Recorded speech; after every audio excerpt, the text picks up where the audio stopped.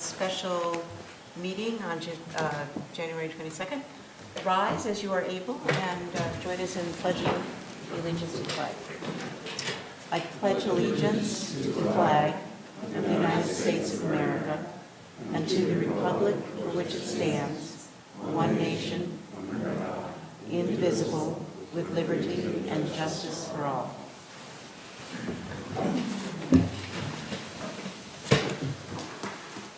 So as with every meeting, special or not, we begin with public comments. Are there any public comments that are not related to anything on the special agenda? Yes. And please walk up and state your name, as you know. All right, my name is Brenda Walsh. I live on Park Forest Avenue. We were away over the weekend and we came home to no mailbox.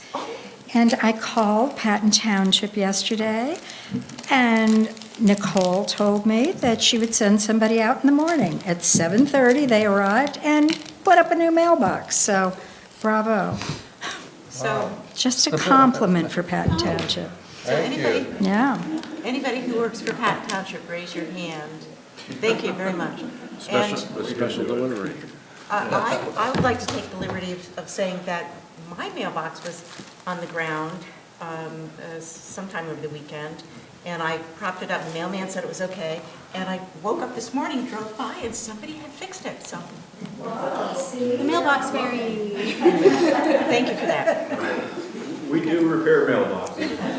Not all municipalities do it, but we do, so please call. And we have, I believe, one more mail story or pun. Well, it's first-class service and special delivery. Thank you for that. That's good. And now to really exciting item on the agenda. We are about to hear from 4 applicants to fill a vacancy that was left by a candidate who ran but then could not end up filling or serving his term. And the process is one of sending out advertising, people seeing it, and being so moved to send in an application. So I'll say a few more words, and then Doug, you can fill in if I missed anything. But what we're going to, it was advertised in the CDT and on Facebook. And what we're going to do today is simply have candidates come up and speak for 5 minutes each. We chose an order randomly. After that candidate or applicant speaks, members of the board will ask questions and we'll talk.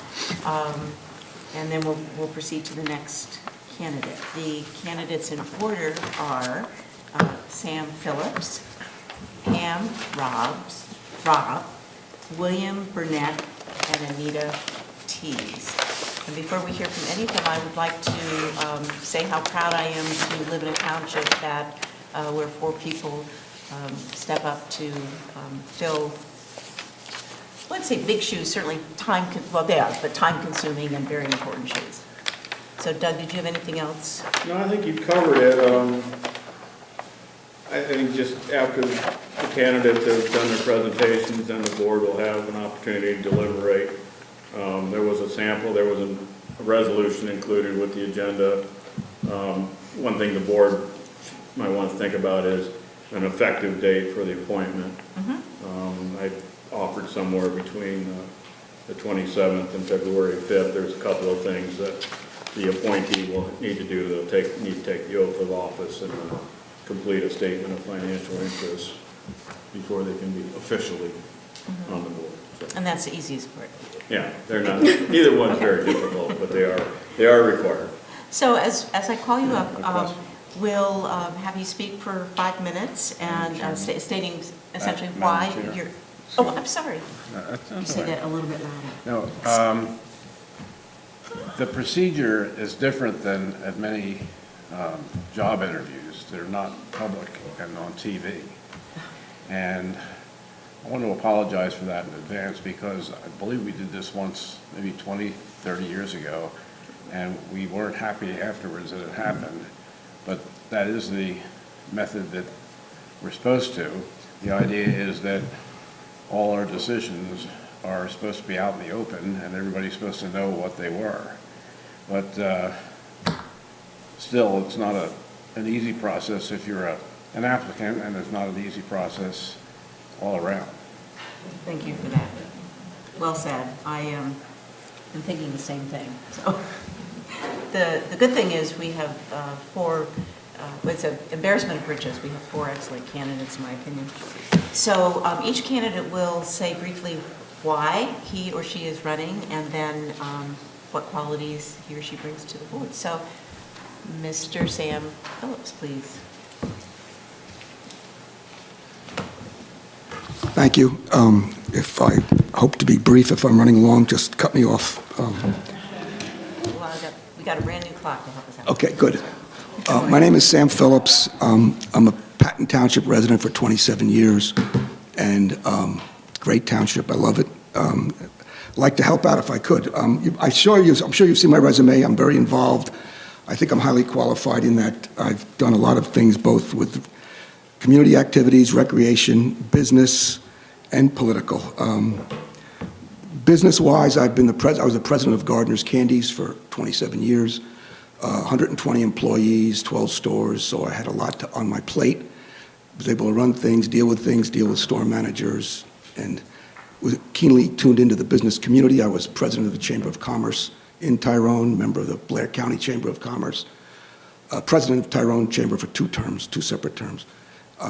Different community affairs in Blair County, you can see that. Recreation, very involved in recreation in Patton Township and in the State College community.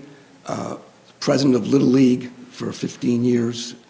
It's 1,200 kids, 2,400 parents, so that was not. Also did a lot of officiating and I helped form the YMCA Basketball League. I was a youth basketball referee, Little League umpire, and I'm also a PIAA lacrosse referee. I referee. So basically, at some point or another, I've been yelled at by every parent in town. So besides that, one thing I want to stress, besides being involved, as you can see on my resume, a lot of community activities. I'm originally from New Jersey. You can tell by my accent. North Jersey, Sopranos territory, Bergen County. And I lived in Cresskill, New Jersey, and I was an elected councilman in Cresskill. Cresskill had a slightly different form. It was a mayor and council form of government, but very similar to what the supervisors do. I was on the zoning board, the planning board. As a councilman, I was a chief negotiator for police contracts. We had a public works department that was unionized. I negotiated with a union rep for those contracts. I was on the swimming pool commission, recreation commission. You can see the resume is pretty long. So I've been very involved. I think rather than tout what I've done, I think the fact that I've got like a 3-legged qualifications, both business community, recreation, community activities, and political experience. I was only on the council for 3 years.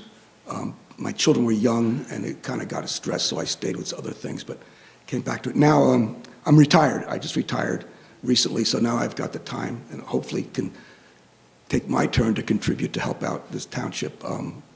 My vision is the same as most of you people are, open spaces. We have to support the business community, support the tax base, but manage the open spaces and recreation in a great way. It's been done wonderfully, I think, by the township so far. I'd like to continue that as well. So these are the things I think I can help and contribute with. I'm kind of rambling now. But because of my experience, both political and business and community affairs, I think I could be qualified and do a good job to help this community and as a supervisor. Thank you very much. That's it. That was quick. Good. But, Okay. you're good. No, Thank don't go away. Oh. Don't go away, because, So we're going to ask each person. yeah, I think that's how we set it up. I think Doug suggested that. Does anybody have any individual questions for Sam? I think I'll ask everybody this. If you did not get this position, would you have any interest in serving on one of our boards or commissions? Yes, on my application, I listed, I think, the Planning Commission and a few other things. I've been on a Planning Commission in New Jersey. Also, I was on the Zoning Board in New Jersey. So things like that would interest me. I think that's important. I think the zoning and the planning are critical to keeping a town on a straight and narrow. You don't want to have the high rises and stuff that you see in State College because of poor zoning. So yes, I'm perfectly willing. Now I'm retired and I do have the time to do this. It's also kind of like my wife's plan to get me out of the house to do this kind of stuff too. So it works that way. Anybody else? Dan? I'm going to ask all four candidates the same question. Was there a recent action or inaction by this Board of Supervisors that you disagreed with? And if so, what was it and why, and what you would have done differently? No, I kind of agreed with a lot of things that you've done.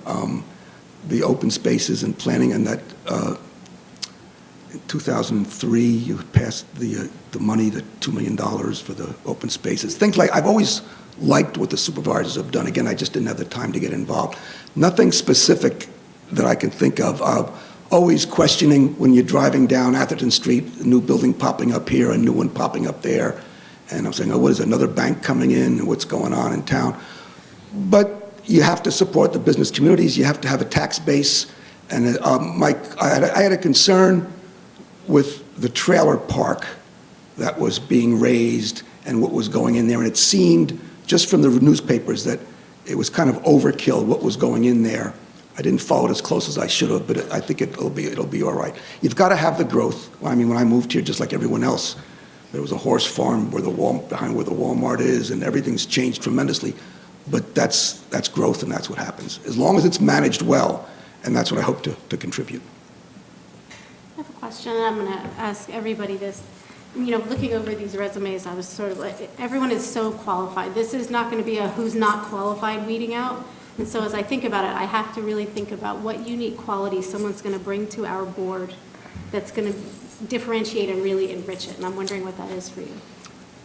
Well, I think my political experience helps a lot, being on a town council and dealing. Our town had about 12,000 people, had our own police force, our own library, our own... It had a police force? Oh, yeah. Okay. Yeah, we had a police force.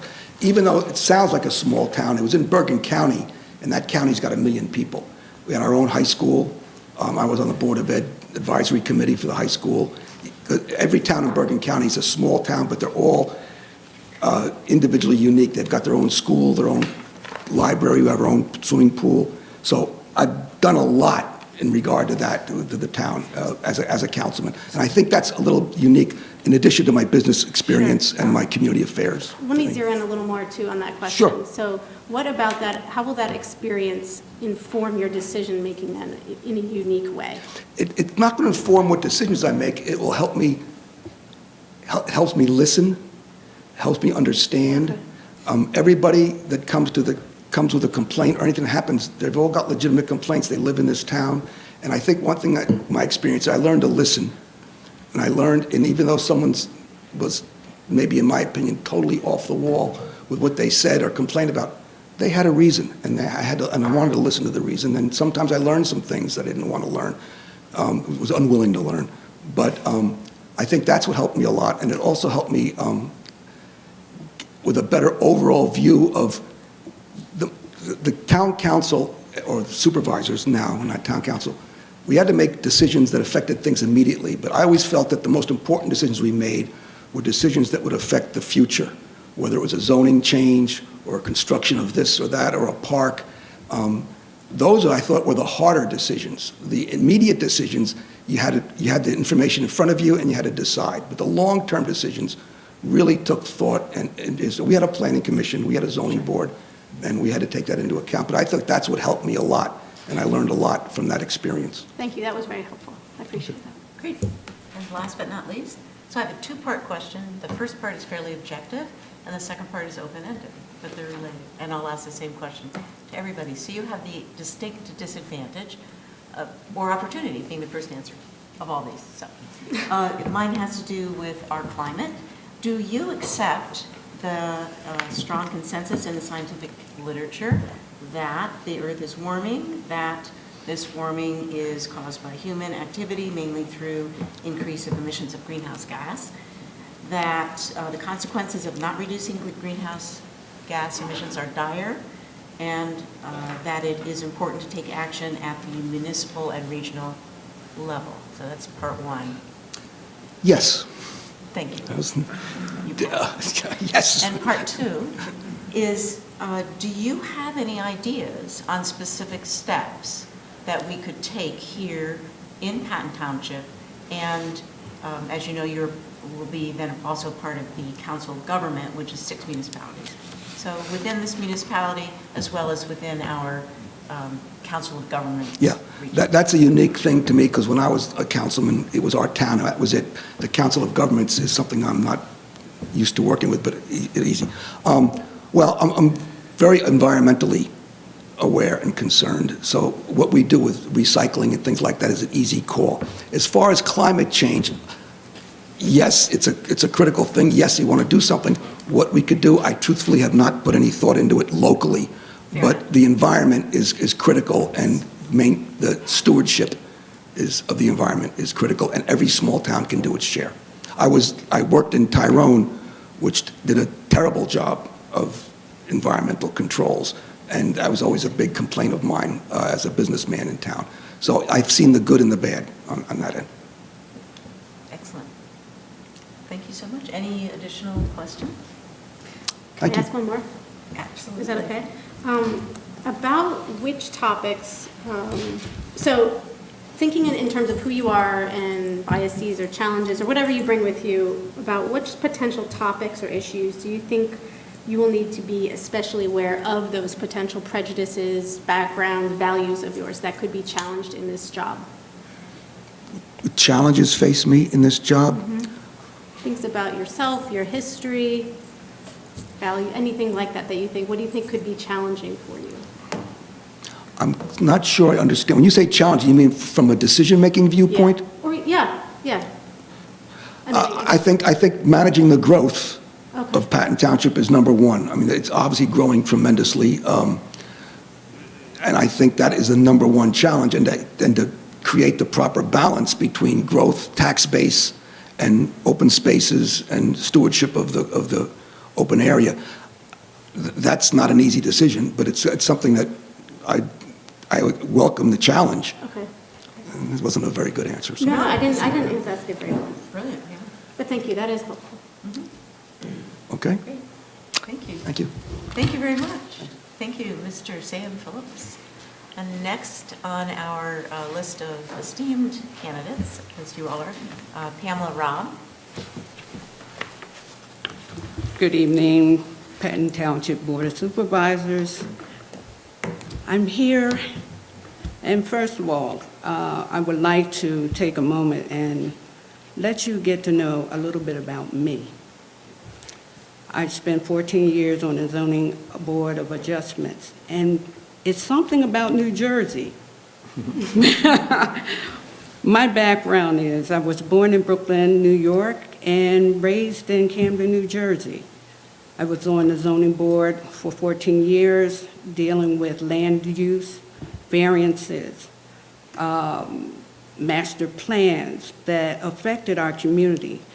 I also happen to be a former police chaplain, dealing with resolutions and conflicts in our community, but bridging together our communities. Along with, right now, I am a American Red Cross volunteer. I've spent 20 years of my life working with the Red Cross, dealing with being on the disaster relief. My first impression when I got here, I have family here in State College and in Patton Township. And when I visited, how welcoming this community was. And it made me aware of how important it was to be a part of such a remarkable community. So I'm retired and I moved here. And that has been the best decision that I have ever made. I continue to watch this board that has respect for each colleague, and you have a respect for the issues that come before you. We have an outstanding police chief and a manager that is amazing. So as you make your decision of these wonderful candidates that I got to know, there would not be a losing decision here. I'm here. I'm looking forward to helping out in any way. My experiences, like I said, in the zoning board is major for this community as it's growing. We're looking into expanding into diversity. I've been a part of different organizations because of being here and watching you do different issues and addressing different issues. I'm a part of the community diversity group. And being a part of the diversity group has made me more aware of the different townships and how they are addressing issues. My hat is off to the Patton Township Board here. You continue to make me proud. I am so blessed to be here and trying to be a member of your Board of Supervisors. So thank you for the opportunity. And I'm a veteran. Thank you for that, and thank you for your presentation. Why don't we, I was going to suggest that we shake up the order a little bit. Unless you I was had, going to say, maybe you want to call on us in a different order than we have before. and anybody else want a second? Jessica, you want to lead off? Sure, I'll lead off with the last question that I asked Mr. Phillips. What do you see as being the biggest challenge to you on this board in terms of your values, assumptions, personal history? Which is a better way of saying it, right? I think challenges are with the changes that constantly occur with the rules and regulations of zoning. We're always looking to do the right thing, but sometimes the right thing is not always the law. I watched this board make a decision from the heart that was against your official law book. But you did the right thing, you made the right decision, but you spoke from the heart. You were honest. I was just so proud of you taking the stand of being the person first and making the decision of letting the community see you and how you understand the frustrations of making this hard decision. But the law was the law, and you followed the law.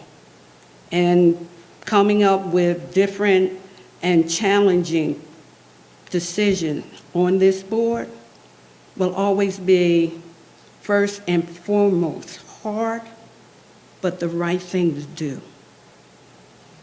Are there any particular values or assumptions or personal, I suppose, biases that you think you might have that you could imagine you'd have to kind of watch out for? I can give my examples that I'm a parent and I'm aware of my sort of bias to often think as a parent of a certain age child, right? So that's my I'm always remembering not everybody's a parent. So that, how about for you? I think my challenge is dealing with, my baby has always been protecting seniors. Okay. And whether the decision is hard, the challenge is always going to be what's right,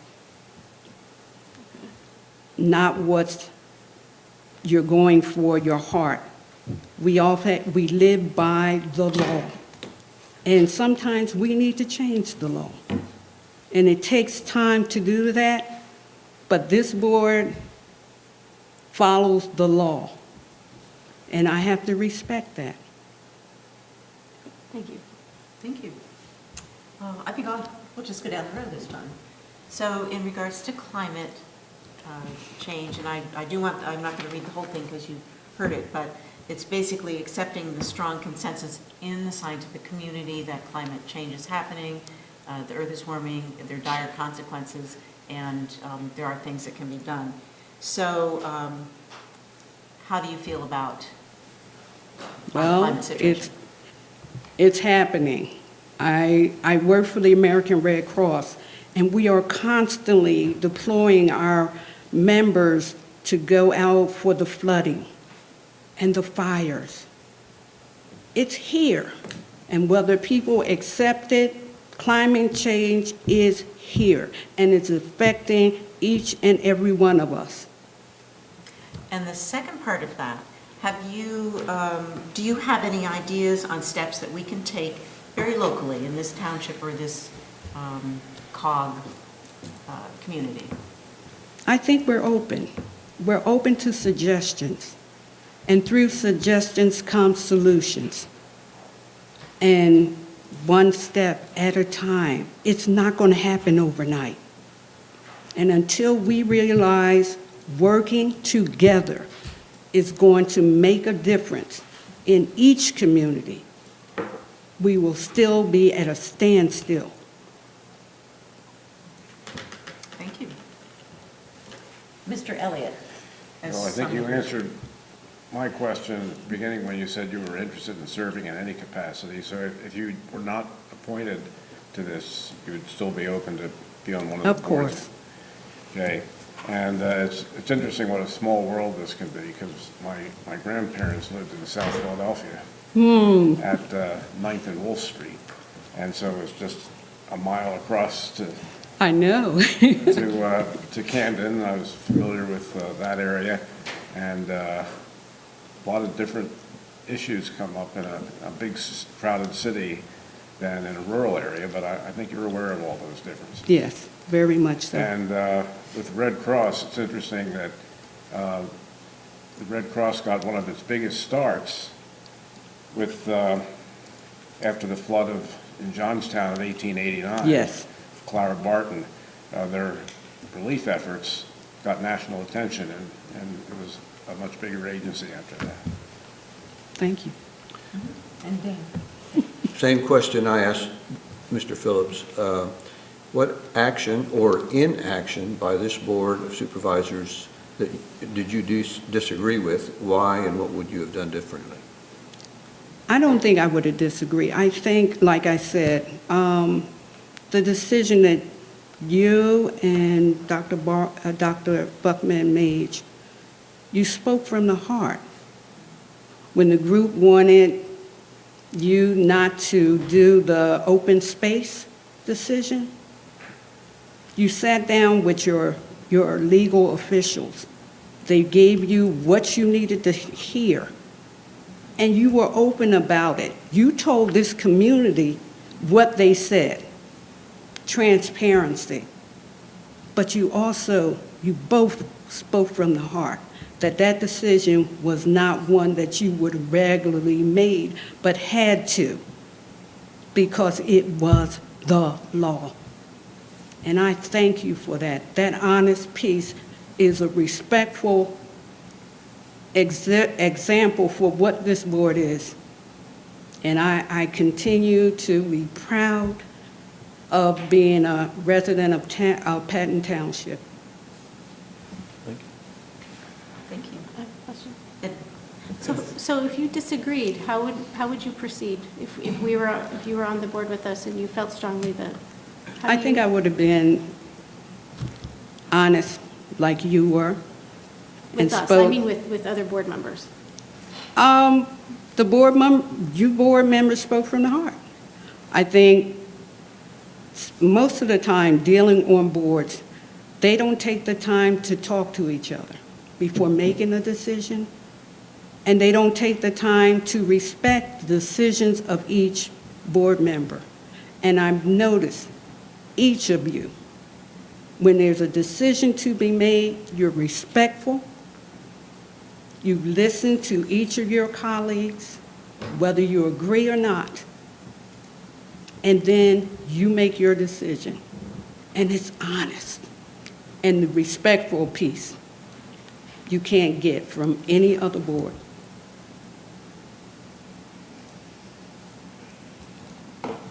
Is it okay if I ask one more? Yeah, I want to give her it is, the yes. opportunity to answer Yeah. the one that I asked Mr. Phillips that he answered nicely. What unique characteristics do you bring to the board, and how will that inform your decision-making? Because we have very, very talented, capable applicants. And I want to reiterate to please, whoever is not chosen, please do consider the planning commission or something like that. But what unique characteristics do you personally bring in I think my perspective? unique characteristic is not only the zoning board comparison, but the human relation aspect of it.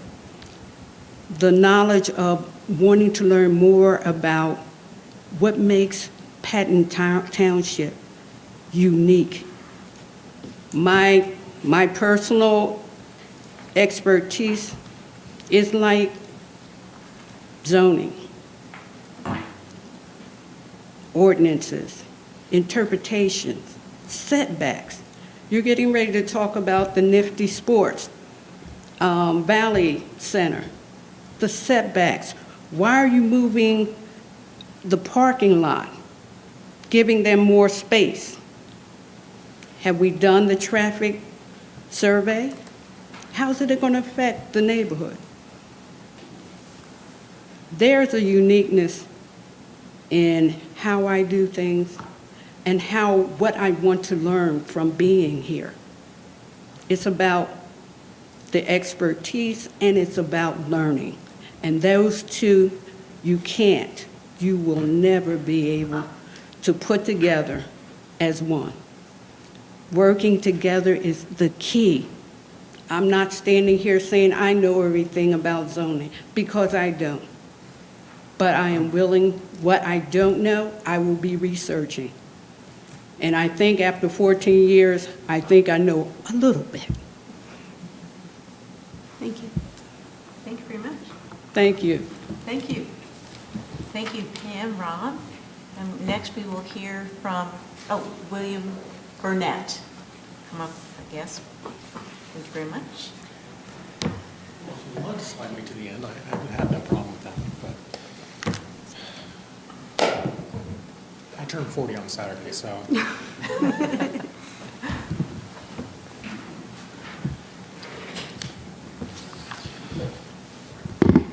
Good evening. My name is William Burnett, for those who are watching on TV. Real quick about myself, I turned 40 this Saturday. I'm married to my wife, Leslie. She's at home watching our 2 kids, so I am a parent. Our 4-year-old son going on 5 and our 17-month-old daughter. I own my own law firm in the community. I continue to be employed as a general counsel for a nonprofit educational organization. I'm currently a member of an Alpha Fire company. I've been there since 2014. In fact, after this, and I told you this, Dan, after this meeting, I'll be actually heading over to Center Concrete to go do some rescue training and torch some very large pieces of metal. Leslie and I moved here in 2014.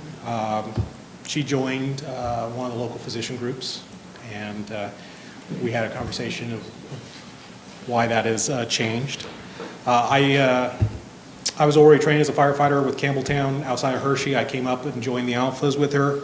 In 2016, looking to do for more for my community, I put my name for a supervisor vacancy back then. Also in 2016, I also ran, and that's where I met Betsy Whitman. And Dan, you were on that one too. And let's see here. In 2016, I actually, to answer your question right up front, yes, and I'm currently on the zoning hearing board, so I'm already there. I've been the chairman twice, Doug. I think you'll have to correct me if I'm wrong on that. And if I am, I apologize. My wife and I purchased a home here in Patton in 2015 in the lovely Ambleside community. I like the open spaces. I love it. I am for open spaces, but at the same time, you know, to your question, dealing with climate change, at some point we have to make decisions on, do we want 400 homes or do we want one skyscraper?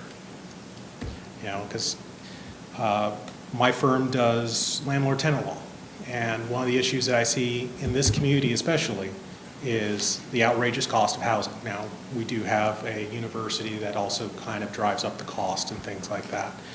And in this past couple of months, I actually have seen prices dropping down, and one of the reasons for that is the very large skyscrapers being built in the college borough.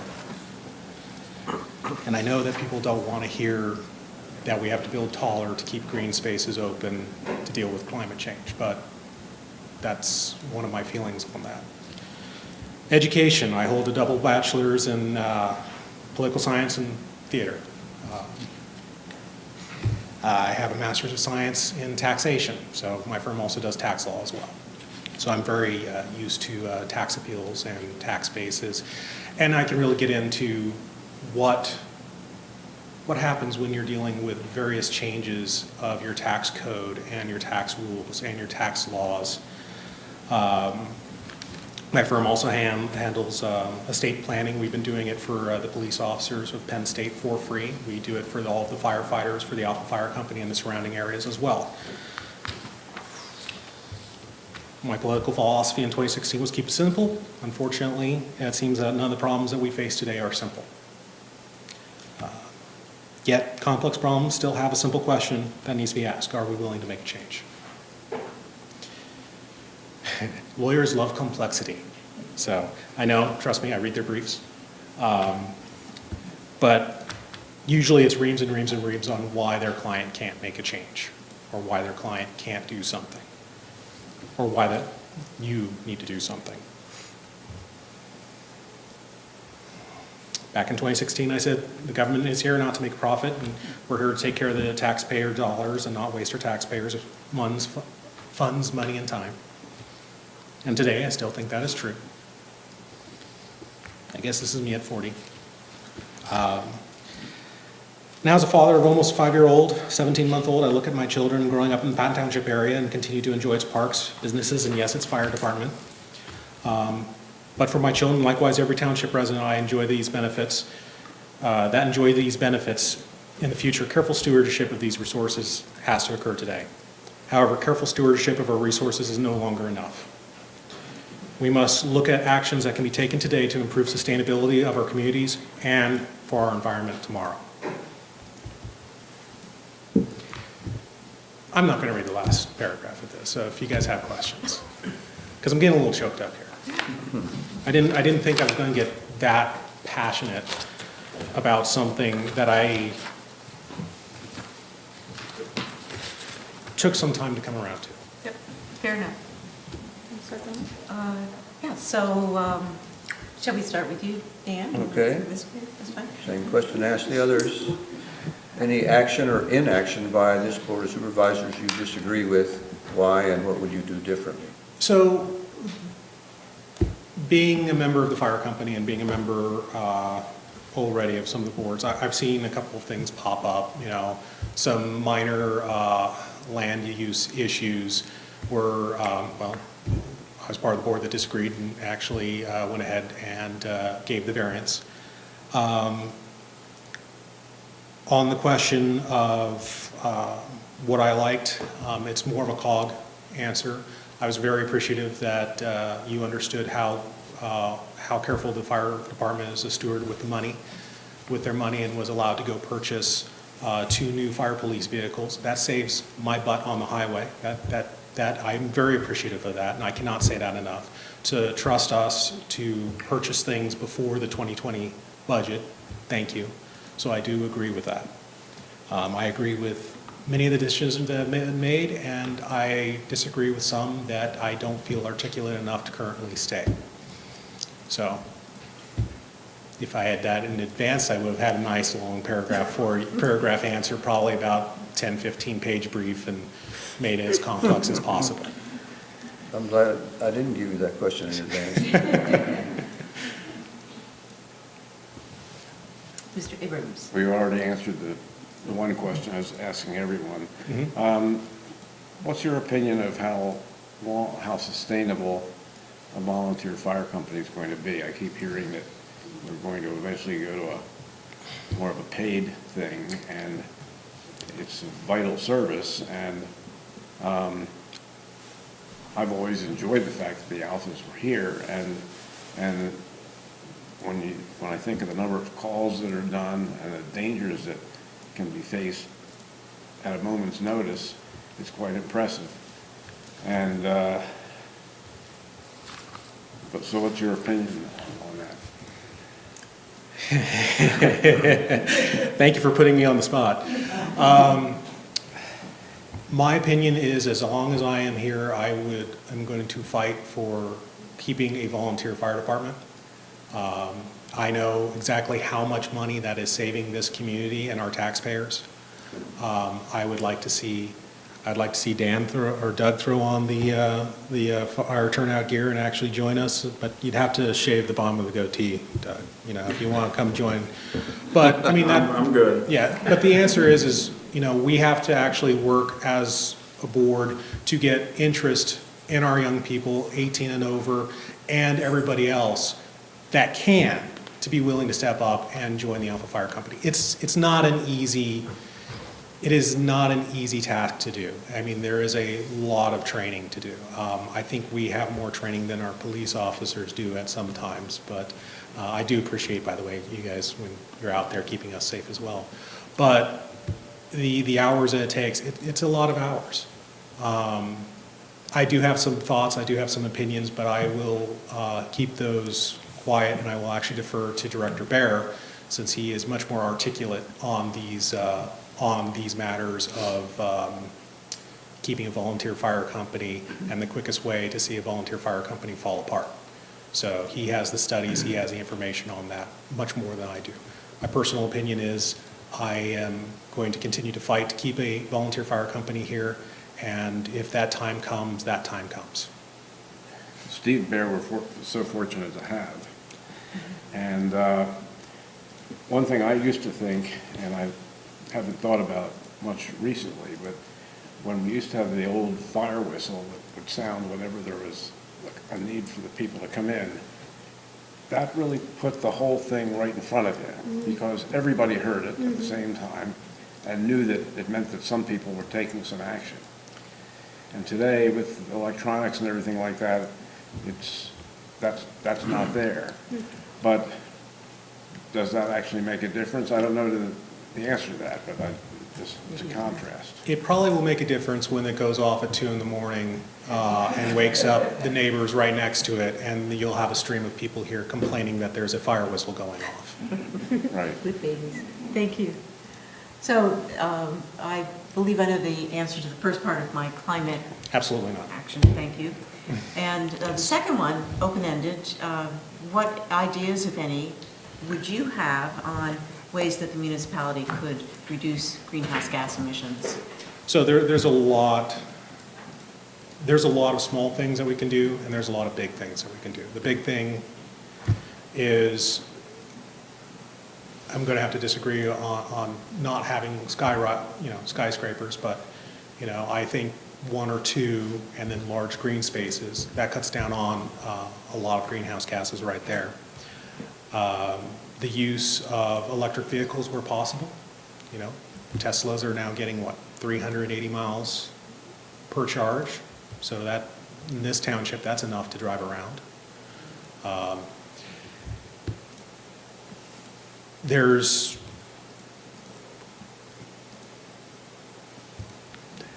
I just had a conversation about electric fire trucks, and we all think they're coming, but we don't want to be the first department to take it. Electric buses? Electric buses, yes, I can get behind electric buses. And electric police cars. As long as they're plugged in and charged at home before they go I'll send you some for a... references, Chief, but, yeah. I'll send you also the reference of the one that was involved in a high-speed chase and ran out of juice because they forgot to charge it. But it's in the future. Thank you very much. Well thought. So, what do you see as being the biggest challenge to you in terms of values, assumptions, personal history? This. What is that? I happen to be a white male. Yeah, tell me about Yeah, that. so, You had what? I didn't hear. He happens to be a white male. yeah. Tell me about how that might be a challenge. I have seen a lot of the changes that have occurred, and being a father of a daughter now causes me to look back on how I acted, back being 18, 19, 20 through college. And there's a lot of questions I have of my own, way I was younger, before 25. And, are my experiences the right experiences? Are my values the right values from those experiences? I still try to do the right thing. I try to stand up. I have to stand up for the little guy. I'm an attorney, so when I see something being done wrong, I speak up and try to do something about it. When the call goes out that somebody's having a bad day, I don't look at sex, creed, or anything. I just go, okay, there's somebody here that needs help as a firefighter. So, yes, I'm aware that I may have some prejudices, and because of that, I constantly ask myself, am I being prejudiced here? And is this the right decision? And am I doing the right thing? And does this feel right? And sometimes, it feels right, but it's not the law. Another question? And the unique characteristic that you bring and how it would inform your decision-making. I don't. It can be like from your Vita or from something else. I was going to say, my unique characteristic is running into burning buildings and running towards the call of danger. Maybe that's relevant. So, talking about that, so one of my clients is going to kill me. He's a construction person, but moving towards sprinklers in residential buildings. I know that people hate that because it raises prices, but it saves lives. It absolutely saves lives. It also, many times, will keep a fire from going out of control, and in some cases, keep that fire from actually spreading to something else. Now, we don't have the wildfires that California does. I was trained out as a firefighter out in California. I've seen those. Some of that is climate change, some of that is encroachment on areas where we shouldn't have been building in the first place. And then a lot of that is not having fire suppression systems at all in homes, and building on a code that's built based on the 1970s and not on modern fire standards today. And I'm sure somebody's going to look that up and say, nope, that's wrong, and call me on it later. So, did I answer your question? I think I might have tap danced around it. Tap danced around a little bit. That's good. Okay. Did you run into burning buildings? That's a characteristic. But, it's also having the children and looking at it through, looking at problems now, not just for myself, but what am I leaving for them? That's a very unique experience, and it's also the ongoing experience of 5+ years now. Almost 5+, 5+ years now. Thank you. Thank you. Thank you. Any other questions? Any other questions? No, I Sorry. don't. Okay. Good call. Okay, well, I only have one. Okay. We had a former supervisor who was very much for sprinklers. And one thing that came up was the fact that if sprinklers were required for new houses, yes, they cost more, but the cost everyone would be paying that additional amount. It would be like one person wouldn't have to, and so their house would be cheaper, and that would be an advantage for them, they would think. But if everybody had to do it, then that argument really goes away. If you're buying say a $100,000 house, and something's going to cost $1,000, you're not even going to notice that when you sit down to sign the mortgage papers. I understand that, and that's one of the reasons why I am for sprinklers in buildings and in residential structures, especially new residential structures. I also understand that the law has been changed, and that is something that, the way you change a law is you write letters to your representatives, higher up the food chain, and get them to give you the power to make those regulations. Same with environmental standards. If you don't like something, you go through the process and you get it changed. Thank you. Thank you. Good. I have a procedural question for the manager. We have 10 minutes left in this hour, but I feel that we're on a roll. I don't want to cut our last candidate short. Can we extend It's up 5 to you, minutes? completely up to you. You are in charge. The Then, schedule? We'll just keep going. and we're let's gonna- keep going, I mean, please. yeah, you can, Okay. at some point, we need to move into the regular meeting. Yeah, but- exactly. And, yes, we'll get our fourth candidate up here, Anita Tees, and just remind the board that our questions are related to what they bring to the, well, their qualities, what they bring to the board, and, yeah, let's keep it a little more focused. Yes. So tell us about yourself.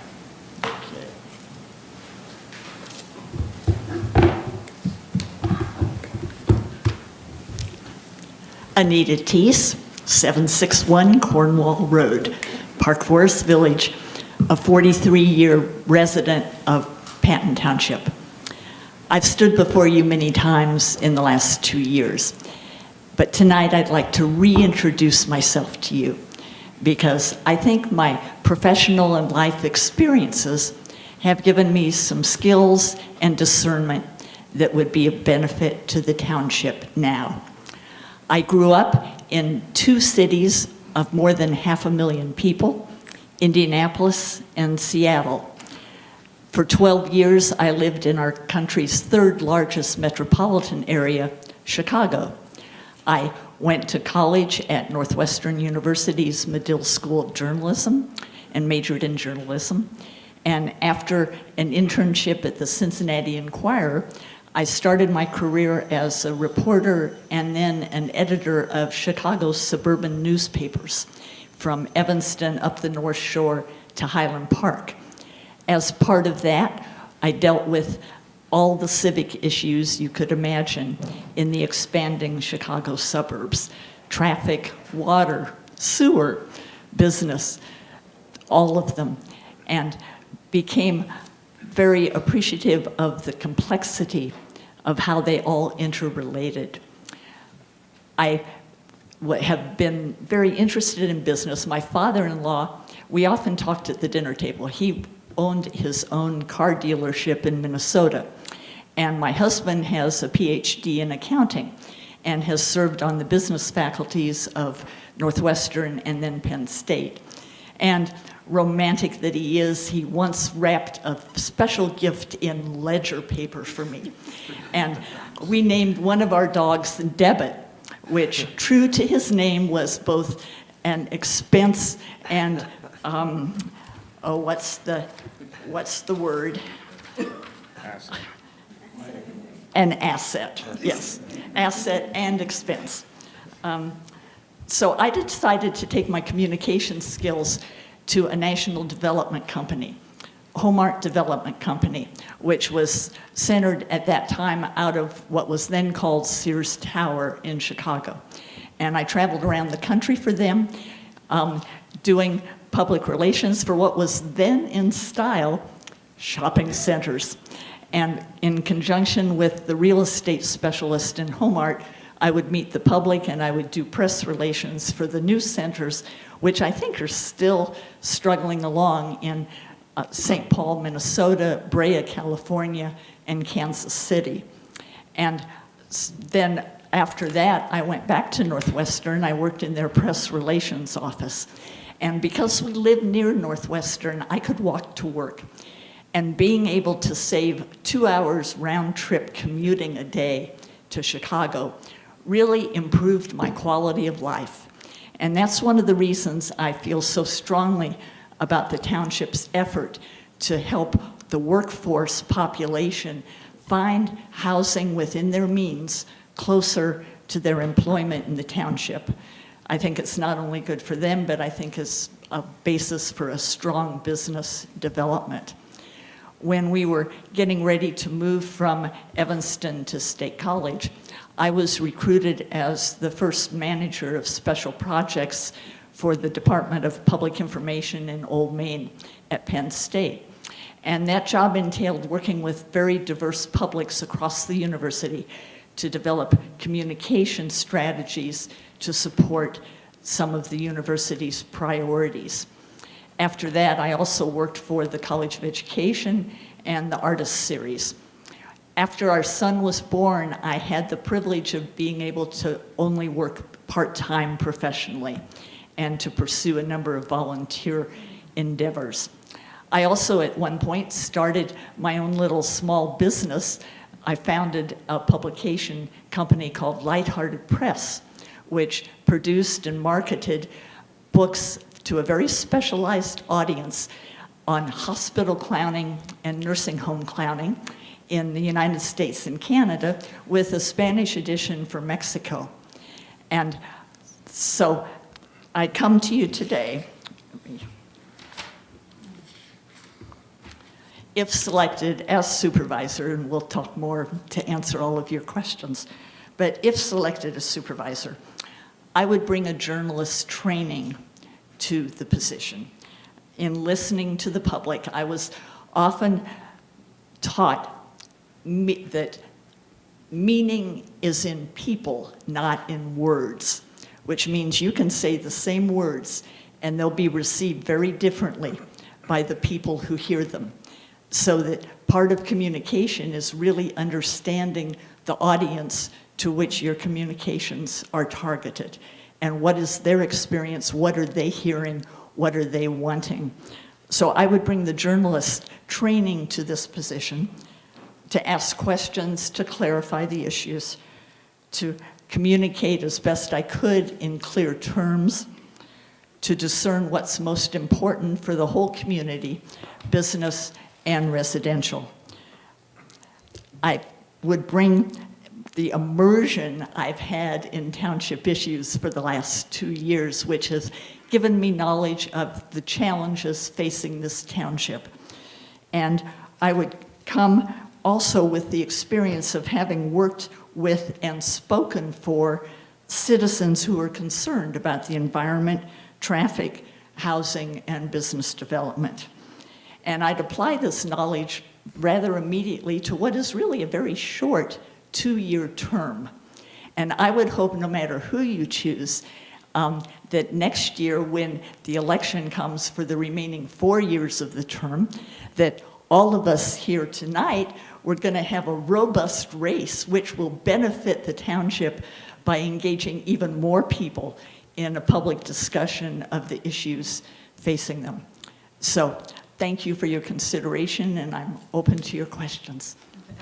Thank you very much, and thank you for drawing attention to the fact that this is a 2-year term, an interim, and to finish out the complete 6-year term, anybody, the candidate who is chosen would have to run again if they so, he or she so chose to, she shall, seashells, whatever. Sorry. So questions for Anita. I don't think I've started, so I'll. Climate change, a little bit about your reaction to that, and then any ideas that you have of something concrete that can be done at the municipal level or at the regional COG level. Yes, to reduce those greenhouse emissions. Yeah, I'm very concerned about climate change, very supportive of efforts to address it.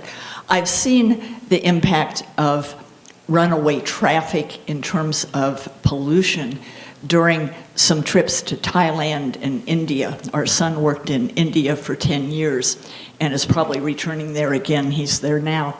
And I've been privileged to visit there. And the impact of traffic congestion on the quality of air. He's in Bangalore. New Delhi is much worse. And in Bangkok, Thailand, which is, you almost need a face mask to walk out. And so one of the issues, I think, on climate change is how can we, in this township and the region, because it's not a singular problem, encourage less use of cars. And I know you were speaking earlier of electric buses.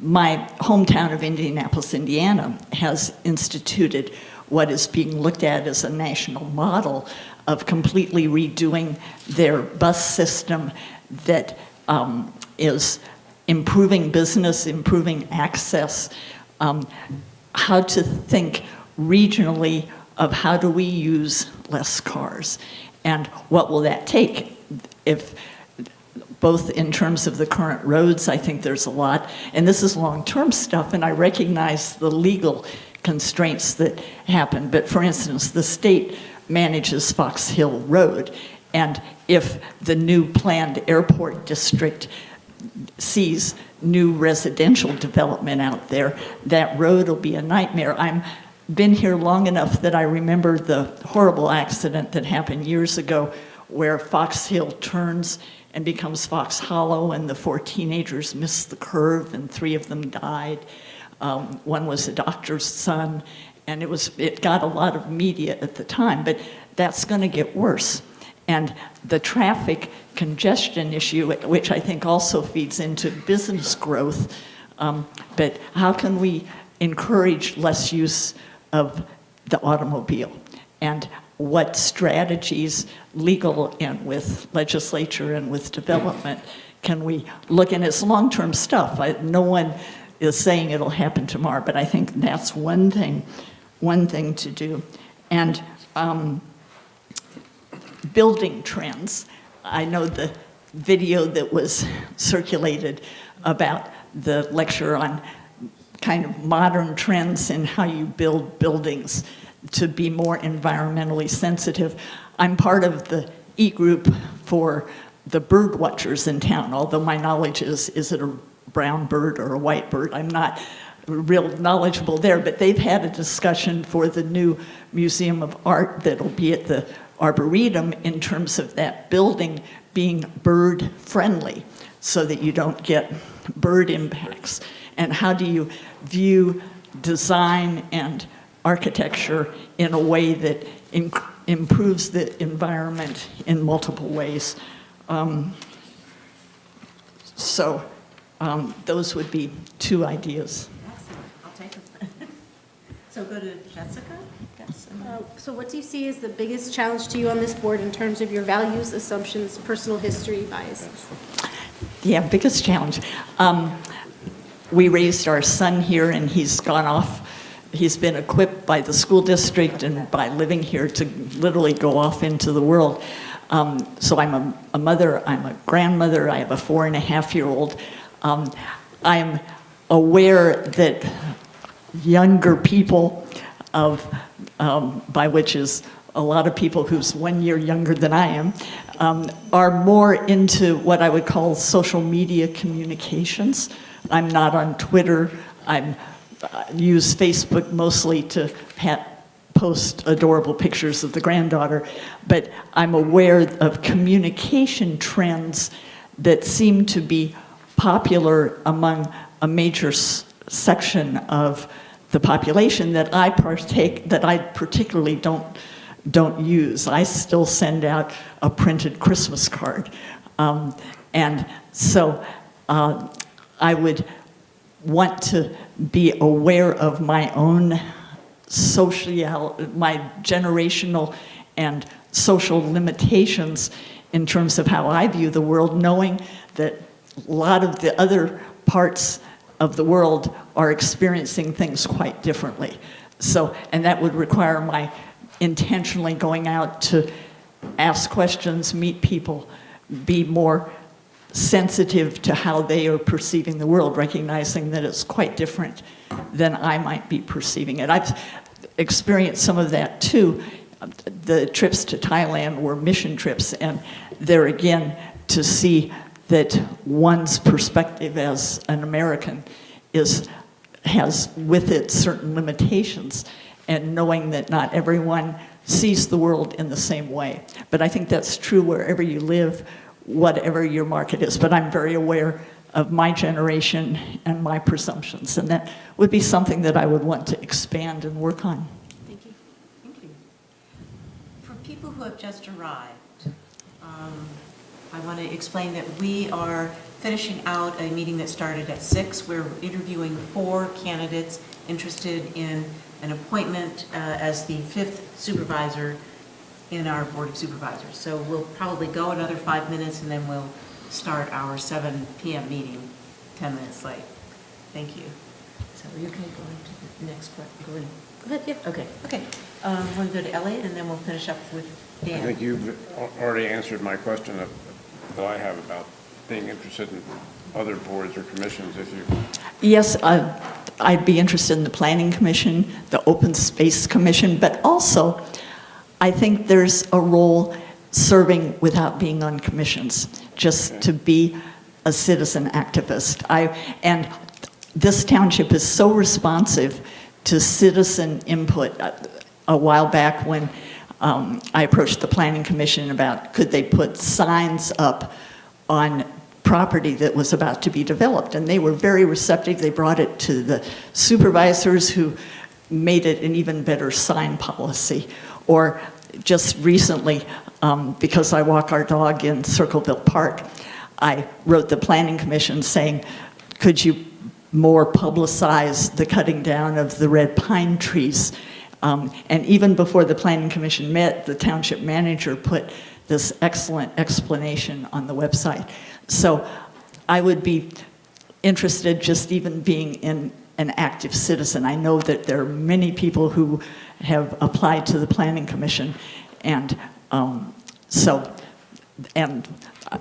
I put a plug in for one? Jim Payne, who served on the Citizens Committee, is one that I personally would hope to be appointed to the Planning Commission. So I don't want to take another person's spot, because I see many ways that I can contribute without being on commissions. And don't worry about feeling antiquated, because, I mean, the birds figured out tweeting long before anyone else did. Thank you, Elliot. Okay, Yeah. you heard my question 3 times already. Any action or inaction by this Board of Supervisors you disagree with? Why, and what would you do differently? Well, I can't dodge that one, can I? Having stood before you as a member of the Patton Crossing Citizens Advisory Committee. And in that role, I represented the view of the whole committee. But personally, as you well know, I had a very special interest in the amount of park credit that was allocated in that development. And I would have allocated or not allowed as much park credit without it being green grass than the board did. And I personally would have, except I know it's hard with the legal rights that owners have for their property. And that's a whole legislative issue, that with the ability for people to cut down all the trees on their property if they own it, I mean, you're constrained by the law. And but I personally wished there could have been more creative development of potential residential, all residential development, but the particular developer was not open to that.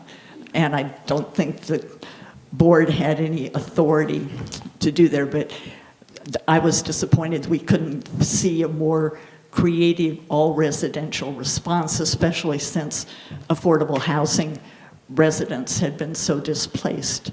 But in terms of the follow-up, what the board has done in identifying affordable housing as a priority for this township, and the work the Planning Commission is doing to look at practical ways within the law and within different approaches with real estate, I mean, I think that's wonderful. And the sense of planning ahead, which is evident now in the planned airport development, which has these big swaths of land that are going to be a major challenge in development. I mean, so much good has come out, I think, in terms of the planning and the moving forward.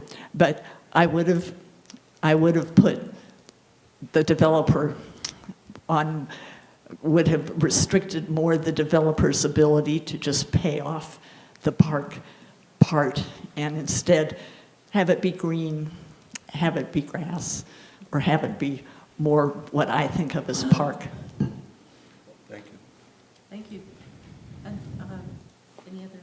I think you addressed the unique characteristics you bring to the board. I think you specifically addressed that. Do you need to add to that question? Because I asked it of everyone else. Yes, right, what the, You very distinctly stated around being a journalist. Yeah, communication. maybe the one thing, as a journalist, one is trained to try to get the big picture. Do you have the whole story? have you talk to all the people that make the news the story. And so in the sense of the big picture, look, this township, I think, is very forward-looking in terms of identifying national trends and regional trends. But I would hope that my journalist training, again, would have the wide, what's happening elsewhere in the country that can inform and be state-of-the-art. And that's a regional thing, too, with COG and with others. Thank you. Wow. So the good news is you've made the decision process for us very tough. And the bad news is that we actually have to wait to have that discussion because that's further in the agenda. Had we been a board more interested in efficiency than in quality and getting information, we might have finished this whole process by 7, but unfortunately, or fortunately, I think we're all interested in as much detail as possible. There is an item for deliberation. Yes, As so part of the regular deliberation, meeting, exactly. too, so. Yeah. So that will be later in the agenda of what is now starting to be the regular meeting. Does anybody need to take a stretch break? Or maybe we could do it by standing.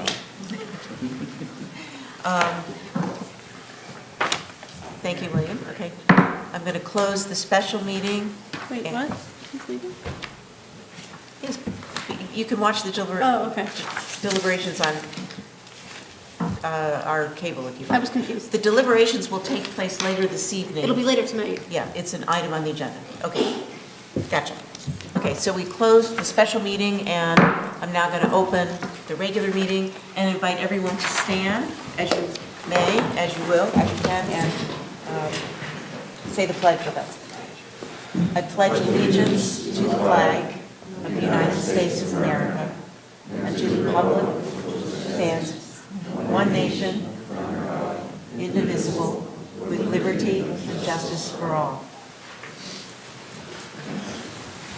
Thank you all, and thanks for your patience in delaying the opening of the meeting. So at this moment, we ask if there are any public comments that are not related to the agenda, and come up and state your name and your address. And you have 5 minutes to address the board. My name is Kevin Mullen.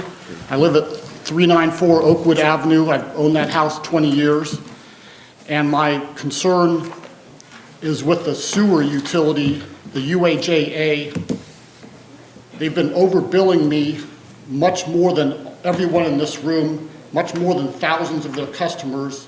And I set up a website, statecollegereport.com. I hope you'll put that in your minutes tonight and look at that website to see what they've done to me mostly over the last 5 years, but actually over the last 20 years. Most of you in this room, if you're in Patton Township, you pay one sewer bill, which seems normal and reasonable, I agree. But I pay 2 bills. My bill is twice as much as yours, and per gallon of wastewater, it's probably even more than twice as much. So I'd like you to look at that website. And my other question for you is, I understand your chairman, who was here last year, I think he's on the UAJA Board of Directors. Since he quit here, did he quit that assignment to the UAJA? Does anyone know that? He was not on the He's not on UAJ that. Board of Directors. I thought he was at the, No, he was not. I thought I saw him sitting there at the, maybe I was wrong. Okay, so he was not there. I would like to be the Patton Township representative, one of them, to the UAJA board in the future. If you ever have an opening for that, I'd like to present my case at that time for it. Thank you very much. And I would invite you to go to the website, and there is a page where you can download an application to be a member of an authority board or commission. Fill that out, send it in, and we'll consider you. I believe They're 5-year terms. I'm not, Yeah, I'd thank have to you. look and see when they're up. I don't think there's any terms, there's certainly not any terms up currently. Okay, if I have one more minute, please, I'll see if I have any other comments.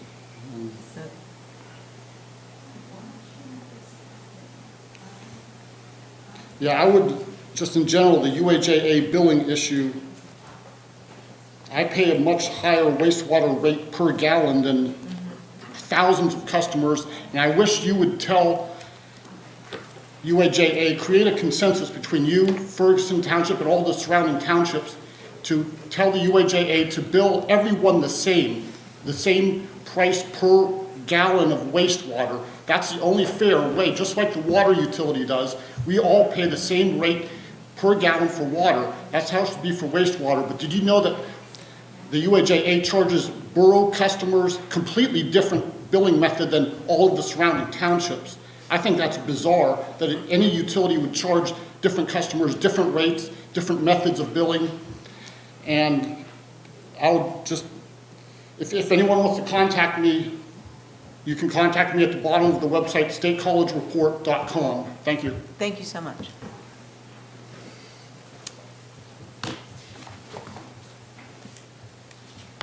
Yes, and now we have a public hearing. The public hearing is in regards to the master plan revision of the Nittany Sports Center. And I believe, is Nicole here? Is she going to? Yes, there you are, sir. So I think you're going to lead us off. Nicole Pollock, planner. So this public hearing is for the, as you said, the Nittany Valley Sports Center is coming in with another master plan revision. What they're looking to do is change Phase 1D, which is currently a multi-use outdoor field, to additional parking to serve all of the phases on Lot 1R, and then add Phase 1H, which will be the remainder of that outdoor field. So it'll be a smaller field, and they're adding parking, and that's the revisions they're looking to make with this master plan. And they will have to come in with land development plans for each of these phases. Later on in the meeting. Yes, one of them is later in the meeting. And I believe Mark Tretti is here from Pantera, if you have questions or you would like some more information. I think, Doug, it's appropriate then to have Pantera simply make a presentation. If you'd like them to, yeah. Okay, let's do that. Sir, certainly. Good evening. I'm Mark Tretti with Pantera Engineering, and also is Michael Lee. He's one of the partners with regards to the Nittany Valley Sports Center. And Nicole kind of summed it up. This phase, in general, this area here was originally Phase 1D, and it was a multi-purpose field. It really it's more of an open area. It wasn't really something, if they would expand in the future, they'd be considered using that, but it wasn't really within their fenced-in areas of their facility of what they currently have. Right now, what's built is the Phase 1A, Phase 1B is under construction. This multi-purpose field was constructed in Phase 1A also, and the parking lot, for the most part, most of it has been constructed in Phase 1A. There is an area here that is being constructed in Phase 1B. And at the time here, with their uses now and what they plan on anticipating, they anticipating that they'll need an increase in the parking area, and are adding this parking area here, basically adjacent to the other one. You come in off the entrance drive, and there's an entrance to the parking area right there. At the same time, we're also adding a loading zone and some staff parking off of the emergency access drive that goes along to the back of the building. Now, that in general is the overall master plan revisions there. We are leaving an area of overflow parking. Originally on the original plan we had, and it's an overflow area, the lawn area, left for like 20 spaces, and we are providing a bigger area now of 40 spaces of lawn area that would be used for overflow parking. There'll be a curb cut here to get access to it if needed, so that's also being provided.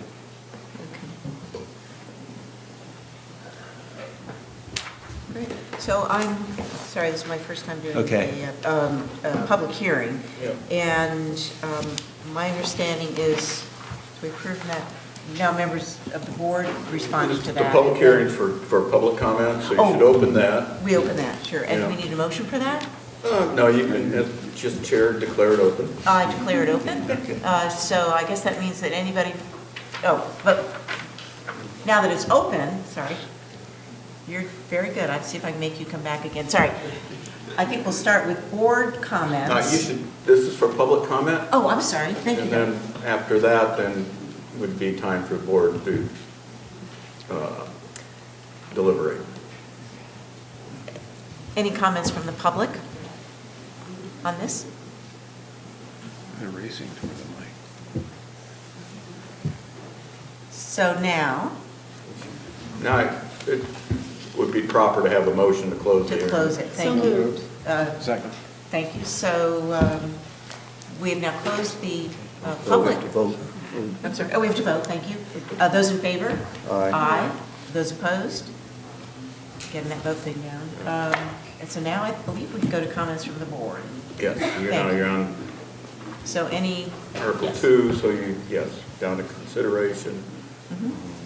You've done all the parts that need to be done prior to taking action on this plan. Gotcha, thank you, okay. Just a question about the number of parking spots. You're adding paved parking from the original plan to the revised plan. Looks like there's an additional, 2 rows or something? So how many spaces in addition? A total of 162 total. For the whole area, but Yeah. how much of that is in addition?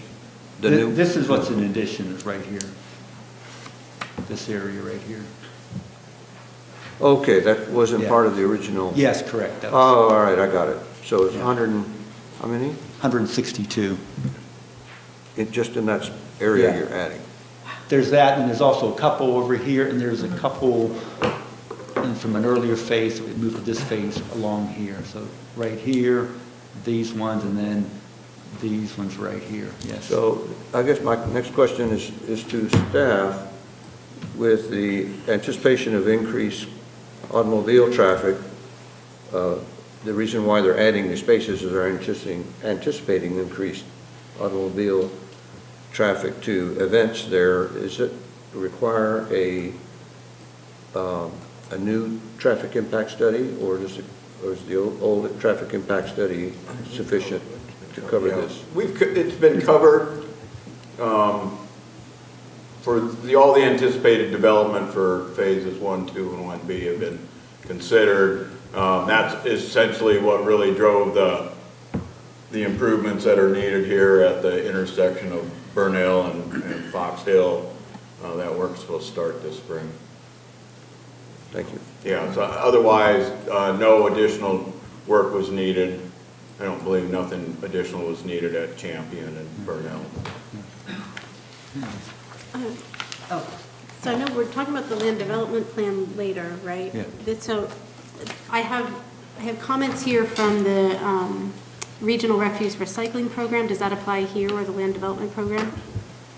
Because she recommends another corral. It was on both comments and both Okay, and plans. And I mean, our response is, if you can just can you bring it down a little bit this way? Because here's where the dumpster is right there. Currently, with their use, they do not anticipate they're going to need another dumpster. But at the same time, if one is needed, there is area here to add it to it, where they can expand the dumpster enclosure if needed. But based upon the current waste usage, they really don't see that as it being needed at this time. I suppose it's in their best interest to have one if they need it, so there's not garbage around. Yeah. Then this email, does this apply to land development plan? That's or- a land development plan. Okay, so I'll wait on that. Yeah. Okay, thanks. Okay, That's my only question. And I think, Elliot, you had a question? I'm trying to figure out whether there is a question, but I'm thinking of areas where traffic problems weren't anticipated but turned up.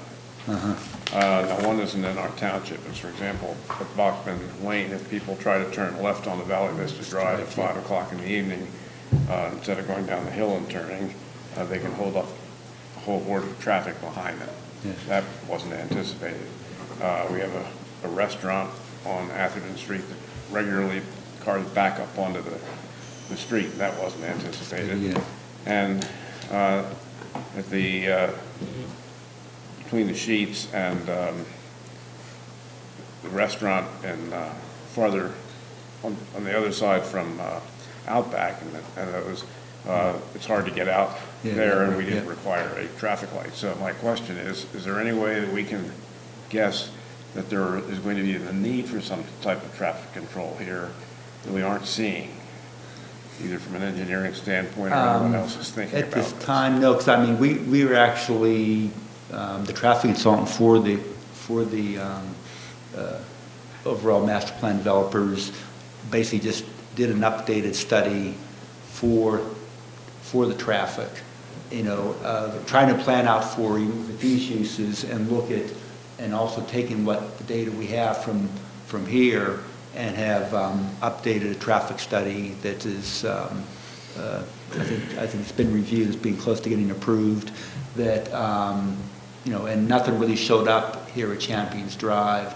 It's more of looking at these future entrances and what we're doing at these future entrances, like, and this will be in the phase 2 whenever we, right now it's from the master plan, like this here will end up being a right in, right out here, and there'll be a turn lane in on this driveway. So those are things that have popped up more on this area, and nothing has popped up with regards to on this area.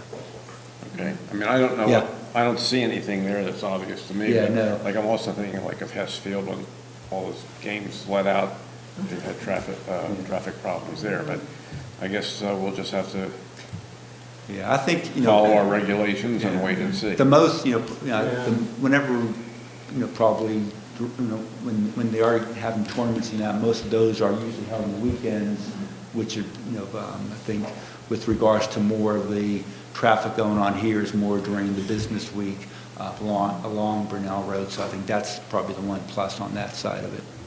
Yeah. I'd like to follow up on that unless someone else has a question.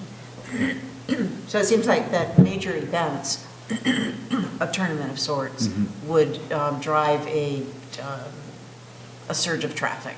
And I can't remember if we had a discussion about that, but it seems that that's part of your vision to be able to have hold tournaments Yeah.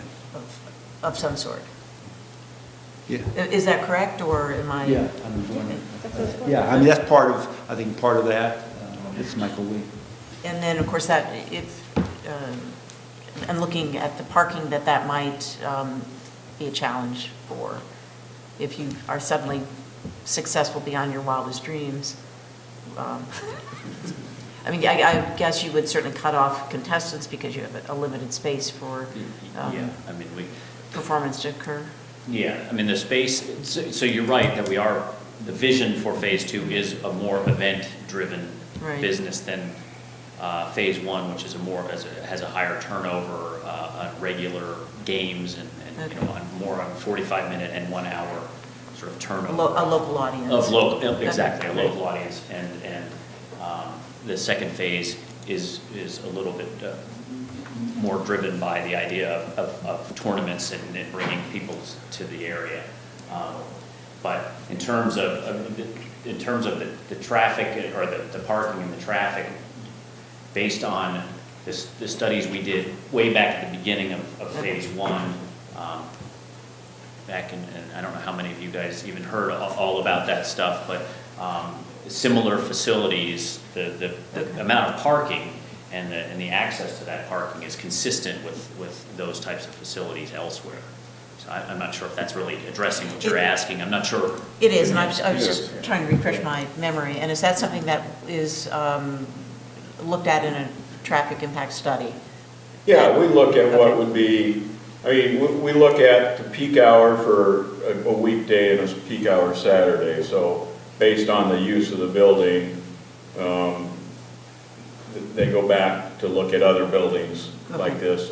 What traffic would they generate on a peak hour on a Saturday is probably, I think, was probably the highest traffic volume, I would assume. Yeah, then if I recall, remember with this study that we actually took counts at other. We did. At Yeah, other we actually facilities. took physical cameras. And put those into the traffic study, so. That's what sort of drove way back, and I'm saying this, and I guess in a layman's way, but there was no model for what, how the. Well, but that's, I mean, that's how those models are So that developed. we- You go to existing. We went to uses. existing, yeah, we Yeah.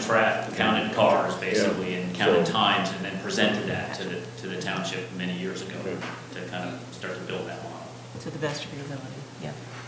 Yeah, I mean, they are with the phase two, they're looking to do some more exhibition type things and things like that too, some other types, you know. Again, nothing has told us we're gonna have a problem. I will tell you, the first time we do have a problem will be the last, you know. From there, and if we do find we're having a problem, we'll get together with Mr. Lee and we'll figure out, you know, I mean, they're gonna be event-driven types of things. Sure. You know, if someday there's something like a home show or something out there, that might be the kind of thing that might lead us to require them to do some additional traffic control, you know, for that day, for that event. Or if we do it, then we charge them or something like that. I'm sure we aren't going to reach the extreme event. I'm thinking of one structure that's actually open space all but 7 or 8 days a year. Yeah. It's across from, No, you wouldn't, I mean, that, you know, that may be, you know, 2 or 3 days a year, or 4 days a year. Maybe Michael might want more days a year, but. Sure. And certainly, from a business standpoint, we're gonna try to put whatever type of event consistent with what our facility can support in there, but by and large, when you look at things like tournaments, even though they are different than what we have now, where we have sort of a turnover on a very regular basis, still, from a tournament standpoint, any of you who have done crazy sports parent things like me, yeah, you know that there's not generally, we don't all come and go at the same time either. We all sort of come and some teams go away for a while, some teams come back, some teams lose and leave, and so there's still not a whole, so we don't anticipate a lot of events where you show up at 7 o'clock and you leave at 10 o'clock, that type of thing. Not to say that there might not be, and then those eventualities, if there are, if there becomes an issue, you know, but that's sort of within our. Again, and they're typically going to be Saturday type events. They will, too, yeah, they will almost certainly be, where yeah. And we more of a don't have spectator commuter sport instead traffic, of a tournament. Okay, thank you. Great, any other questions? are you ready for a vote? Jan? Yes, would somebody like to make an appropriate motion at this point? I'd move approval. Second. Let's see, all those in favor Aye. of the motion, say aye. Aye. Those opposed? Okay. Then the master plan revision number 4 is approved. Great. So this takes us now to, continuation of public hearings. The plastic straw use reduction project, my misunderstanding, the students actually wanted to do it on February 12th. I think I communicated that to you, so we don't have that tonight, but can look forward to it. So that brings us to the police safety report, public safety. All right, thank you. You have a copy of my December 2019 report in your packet. We had 171 traffic stops, 37 traffic citations were issued. We issued 5 parking tickets, and there were 17 criminal arrests. And again, due to weather, bike patrol factored into the month. A couple of department notes. We had an 18-year-old male was stopped because of an equipment violation on their vehicle. The officer who stopped him detected the odor of marijuana coming from the vehicle. Subsequently searched the vehicle and found a small amount of marijuana and paraphernalia, and the operator was arrested for DUI as well. We had an ambulance assist where 2 men were actually arrested based on some paraphernalia that was located while the officers were inside the residence as subsequent to the reason they were dispatched there. But we found paraphernalia that would be consistent with marijuana and also opioid consumption. We had 3 individuals who were arrested for retail theft, 2 for DUI, and 2 for possessing drug paraphernalia. And our officers successfully served 13 of the 17 warrants they attempted. Under Community Relations, Officer Tuskovich presented the Run, Hide, Fight program. He spoke with an 8th grade health class about drugs, alcohol, and tobacco. He conducted an active shooter drill, and then we hosted a slew of ride-alongs. We had Officer Basala and Officer Barzell provided ride-alongs to individuals who were interested in law enforcement. And then we also hosted a Leadership Center County participant, very active in the school zones again. I have an email I received from our Leadership Center County participant thanking us for providing that service. And then we have it on the big screen there. Our crossing guard, our new crossing guard out at Grays Woods Elementary had a suit, and he asked if it would be okay to dress up as Santa Claus and help cross the children on December 20th, their last day before Christmas break. And so they got a big kick out of that. Dr. DeWitt, the principal at Grays Woods, absolutely loved it. Afterwards, he walked around in the school. So it was a fantastic community relations event with one of our new part-time crossing guards. So, Gotta love your job. yes. Well, let's get his name into Joe Wirtz, I'm sorry, yes, Joe Wirtz, yes. Great. Very active with the Alpha Fire Company as well as a volunteer. thank you. So, yep. Thank you, Joe. So the department activity for the month of December, Detective Federico attended a JNET conference. Our officers provided traffic control for the Nittany Valley Half Marathon, which came through Patton Township on Fox Hollow and Fox Hill roads. That was on December 8th. Our TRT officers, the tactical team officers, had training, and then our sergeants conducted our annual audit of our accreditation proofs and files, and happy to say that we look like we're still on par. Next year actually will be another audit year so every 3 years we get checked by the state. So we'll be coming in compliance with that. I attended the open house for the Center for Community Resources, their new office. I attended the Center County Chiefs meeting and also a meeting with Penn State, the village of Penn State, involving their active intruder protocols. Our calls for service towards the end here, we had 404 for the month, down 2 from November where we had 406. Mr. Trevino actually pointed out earlier today, I bumped into him at a different meeting. He was surprised by the amount of health and safety EMS calls we respond to. It was actually the second most. Of the 404, 58 of them were health and safety assists. 2 of those, if you look closely, were cardiac arrest events. So we did have 2 suspected drug overdoses in the month of December, about 4 days apart. We're waiting on toxicology, so that's really all we can say right now, but those were 2 of those types of calls. I'm happy to report, though, prior to coming down here tonight, I got briefed by the patrol guys. They actually were dispatched to an ambulance assist for a individual who was in cardiac arrest. They did CPR and shocked him 4 times and came back on scene. So he was breathing on his own before EMS even got there.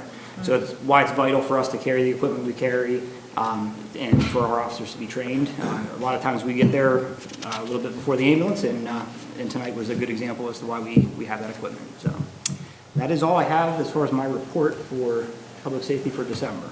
But we do have another. I'm still on unless there's any questions. Another item? Yeah. You can just continue. Just keep going, okay. It has to do with the radar use by local police. Yeah, well, first we have the a press release that I sent out on Thank you. January 16th. Yep, so I did put this out to the media on January 16th regarding the winter storm that was coming up that we experienced this past weekend. Just going through again, if we do declare a snow emergency, on-street parking is prohibited, or if 2 inches of snow has fallen, then we ask that all vehicles need to be removed from the streets. If they are on the streets, they can be ticketed and you'll be fined $15. The other piece of that is clearing the sidewalks. This storm was especially difficult because there was the snow and then some rain and sleet and some freezing rain, things like that made it difficult to clear them. However, our ordinance enforcement officer was out. We got a lot of complaints from individuals, people trying to take their children to the bus stops where they were slipping and falling. So he was trying to be as vigilant as possible. He did cite 34 properties in the township for not having their sidewalks properly cleared. So again, that is also is a $15 fine within 24 hours after the end of the storm. The whole width of the sidewalk and everything on your property has to be cleared. Yeah. So. We had pushed that out over Facebook and through to our website too, to get everybody, let them know that we're going to do enforcement this time around. So we'll continue enforcing for the rest of the year. But I assume this is typical for the first snow of each year? Yes, it is. And Yeah. And one of the bigger issues as well that we noticed, because of the sidewalk conditions in some of the areas, pedestrian traffic was actually pushed out onto the roadways. Right. Which obviously we want to see them staying on the sidewalks as much as possible for safety for everybody involved, so. It is, yeah, it is tough. I'm glad I don't have a sidewalk. It was a tough, Yeah. tough Yep. thing, so I appreciate that, but gotta do it. Okay. And I'm still on, so. You are still on. Take it away, chief. Yep. So, I like it. and real quickly though, there is another storm forecast for this weekend as well too. So just along those same lines, we're not really sure exactly what we're looking at yet. Could be rain, snow, sleet mix again. So Some combination of. Friday night through Saturday. So just to be aware, that's why I think we're bringing it up again tonight. So yeah. Thank you. Yep. The last meeting, the board requested an update on legislative action for the approval of radar. It was brought up with some of the discussions for some of the traffic issues that we were discussing. So I did provide just a real quick document that I put together on some information on radar. I included Senate Bill 607, which is currently in the House, and then also a sample resolution. Just real quickly with the document. So radar's been around since the 50s. This isn't something new. It's the most cost-effective, most reliable speed timing device that's in use today. And for the past 50 years, they've been debating whether to arm municipal police in Pennsylvania with it. It truly has been an ongoing dispute. So, but currently, like I said, Senate Bill 607 is alive. It passed the Senate 49-1 in June of 2019, and then went to the House. It went out to first consideration on November 2019, and is currently still in the House right now. The House came back into session. I actually talked to one of Representative Conklin's staffers a couple weeks ago. The House is coming back into session on January 13th, and he said that he wasn't sure at that point if the bill would be brought back up for second consideration. Just a little bit of an update, I talked to Representative Rich Irvin's office today. His staffer said that the Senate Bill 607 has been laid on the table in November 6, 2019, similar to what Mr. Conklin said. He said it probably just didn't have enough votes to move forward at that point. He said that the bill was removed by the House on November 21st, 2019, but at this point it still has not been assigned to a committee. So the House is kind of pushing it back, it looks like. It's going to probably go back to, probably generally it lands in the House Transportation Committee is where they usually find it. He did mention, though, that if the bill gets amended in a committee, he would have to go back through the Senate approval process and kind of start the whole cycle again. Or if there's no action taken on it, by the end of the year, it dies and it's got to be reintroduced by another representative. Again, the cycle kind of continues with that. So there is a companion bill, House Bill 352, but that has not had any movement whatsoever since February of 2019 when it was referred to transportation. So there are companion bills that are in both the House and the House Transportation Committee right now. According to Mr. Irvin's office, the bill to watch would probably be the Senate bill. He said it has the most traction, but he wasn't very optimistic that it would make any further advances. So, just a couple other facts on the sheet that I provided. One of the significant amendments in the House Transportation Committee was that only full-time departments could use it. So any departments that had part-time officers would not be able to use it. The revenue cap of 20% of your municipal budget is one of the things that's generally found in the verbiage. Requires municipalities to adopt an ordinance to allow the radar use. Also, calibration standards for the use of radar guns, and then training for the officers. I put down a few organizations that are supportive of it, PA Chiefs, PA State Police, and many different Association of Township Commissioners, Association of Township Supervisors. So there's a lot of support for it, but for whatever reason, we just can't get it through the House. And then Elliot, you kind of brought up and wanted some information on kind of some of the statistical data. Pennsylvania ranks third in the country in speeding-related fatalities. We're behind only California and Texas. This is data from 2018 provided by the National Highway Traffic Safety Administration. We're 8th in the nation in the percentage of speed-related fatalities to total traffic fatalities. We're actually about 15 percentage points above the national average on that. And we're basically the streets that municipal officers are responsible for, so mainly looking at speed limits of 55 miles per hour and below, are generally what we're seeing. We're the fourth highest number of deaths on local roadways in the country. So Pennsylvania has the statistics to support us getting radar, just can't get it pushed through. What is the argument against it? For the longest time, it's been that it's going to be a revenue, it's going to be a moneymaker. It's going That's to the be, big thing. and they have put in, kind of a stopgap for that. The 20% of your municipal budget is the max you can get. The money goes to the state after that. So That's it. Well, there's, the legislature generally has a lack of confidence that municipalities will act prudently in many things. That's why they tend to preempt things. Oh, okay. So we're gonna be around with our radar guns, right, and everything. I don't understand. I don't really. I'm really trying to understand the other side. Do we have a resolution on record? Do we? No. Well, that's next. Okay, because Yeah. I just wanted to say, I used to be opposed to it for the reasons that I've seen before, that it was more for revenue than for actually fixing problems. But I don't really think that's right. I don't think that's the case. And speeding at night can't be done because you can't see the lines on the road, and so I've changed my mind on that, and I would support a resolution. Yeah.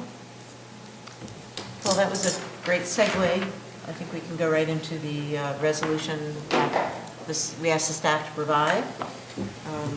So I guess I'll open it up now to anyone on the board if you have any comments on that resolution that staff came up with. And Doug, do you want to, or does anybody want to? This is just a sample that Tyler pulled from Municipal League. Municipal League, so I haven't edited it at all, so Okay. it's just straight off their website. I'd give the board a chance if you've got items you might want to add or delete. Now would be the time to let me know.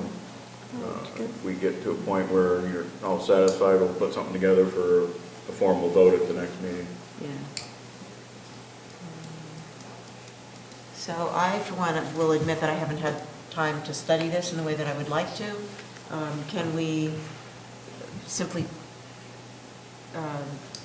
table this until the next meeting in February? Yeah, we can do that. Okay. Good idea. So I apologize for not. And by then, the groundhog will come out. My diligence here. Okay, thank you for that, and thank you for pulling that out. As futile as it may feel, I think it's important to take a stand, and we did that similarly with the Citizens Climate Lobby, and who knows, every drop sometimes can make a difference. Thank you. So no motion on that. We'll look at it next week. We're on to Public Works, and we've got, looks like 3 items in Public Works. 2 are traffic mitigation requests, and then the third. First one is Crookwood Drive. We've talked about, initially, Mr. Park had asked for either a permanent installation of radar signs or something else. Staff's still working on the radar signs. We're putting together some cost estimates. In the meantime, Mr. Park revised somewhat his request, and now would ask the board to look at speed humps. I think, yeah, speed humps we're calling them. If you look at, there was a graphic provided that showed just approximately 3 locations that I think Alexander and Mr. Park had talked about. And then on the back side of it was either a couple of profiles for humps that might be considered. At this point, no decisions have been made of any sort. Mr. Park is putting in the request, and we're at the board here asking the board how he might like to proceed. Mr. Park has recommended we hold an open house session in the Toftrese neighborhood, either at the resort. I think that's probably the only place available yet. And then my suggestion would we develop online survey monkey type to type of survey we did with presidents in Tough Trees and Presidents to get input from the residents there. And at this point, I think I'll look to Mr. Park and see if he has anything to add. Actually, my first comment is, Actually, could you state yeah, your name Phil just for the Park, camera? Cricklewood and Barkway. Yeah. And my first comment is I was not here for the opening of this meeting because I was watching a local government television program, and while I normally don't consider it high entertainment to watch somebody else have a meeting, I think you people have 4 superb candidates for your fifth member of the board, and I congratulate you on that. The only comment I would add here is 2 things. One, I might move that speed hump to the other side of the Barkway intersection just because it gets it off the slope. It'll be in the curve there, though. I was trying to avoid okay. curves. Yeah, we can have that. I don't Yeah, argue we with can discuss engineers. details. And the other is, in the presentation, the open house or whatever, and especially in the survey, I think it's important to make a distinction between the kind of speed hump that's being considered here versus that hard rubber thing that we had 15, 18 years ago that nobody liked, especially because of the noise. And I'm here to answer any questions or respond to any comments. Dan, yes, Mr. Attorney. I think what would be needed is the same kind of a traffic impact study we did for the Tough Trees President's Drive concern. I don't feel like we should take a shortcut here and just say, okay, if we get more than 50% people say speed humps or speed tables are fine, we should go ahead and do it, without having the data that we got from the... Yeah, we do have speed data that shows that there is, I think, the 85th percentile speeds more than 10 miles over the speed limit. Well, the other thing the consultant did on the previous project, Tough Trees and President's Drive, is they evaluated, they put in different options and, potential costs of each of the different options. Yeah, we would eventually get there. We can back up and do that if you'd like, or we can go and this is more of a general ask at this point. We talk about speed humps a little bit, but mainly ask people, do they feel that there's really a speeding issue in the roadway? What else might they suggest other than this? Just so we get more input from the neighborhood before we go down this road. Eventually, yeah, I would say you want to go and look at several different things, but Mr. Park wants us to look at speed humps first, so however the board wants to move forward. I'm suggesting. You suggest. I like the idea of a survey because it encourages participation and communication, and I agree with Dan that the study is helpful, not just because like that 85th percentile, but the very specific numbers were helpful in us determining, yes, this, not that, right, in terms of like a speed table. So, I mean, if we're going to eventually get there, then great, but I don't see any reason to not survey people. I think people appreciate that. I don't think anyone's going to say no to you looking into it. People usually feel like traffic moves too fast. I've not heard the opposite, ever. And I might add that the problem at Tough Trees Avenue and Beaumont Presidents was actually brought up by several citizens. So it was, in effect, a grassroots survey, whereas we haven't heard complaints yet on Cricklewood, but maybe they're there. So let's go ahead and do the survey, which will cost relatively little rather than doing leads. Right. I can draw a crowd if that's what you'd like. Or they'll tell us that Phil Park. I think the open house, I think the open house would be the good way to, constructive way to draw the crowd. Yeah, absolutely. Yeah. And I'm not. I think at the open house, I think we would talk about other options. Phil can make the case for speed humps as his preference. But we'll pull out the let's do this. We'll pull out the PennDOT's traffic calming handbook, take a look at that, put together a little agenda for an open house meeting, maybe take a first stab at a survey, what a survey might look like, and then come back in a couple of weeks. And if we can get that done in 2 weeks, if not, the second meeting in February. Cool, that'd be great. So you should have an idea of what's going on. Mr. Abrams has a comment. I think it's one of the things with the speed hump is what the design of it is. Like our grandchildren in New Jersey live on a street where they're very gradually, it goes up a little bit and then comes down. You seen the one on Hamilton Avenue? Seen that one, that's a little steeper than the one I'm referring to, but it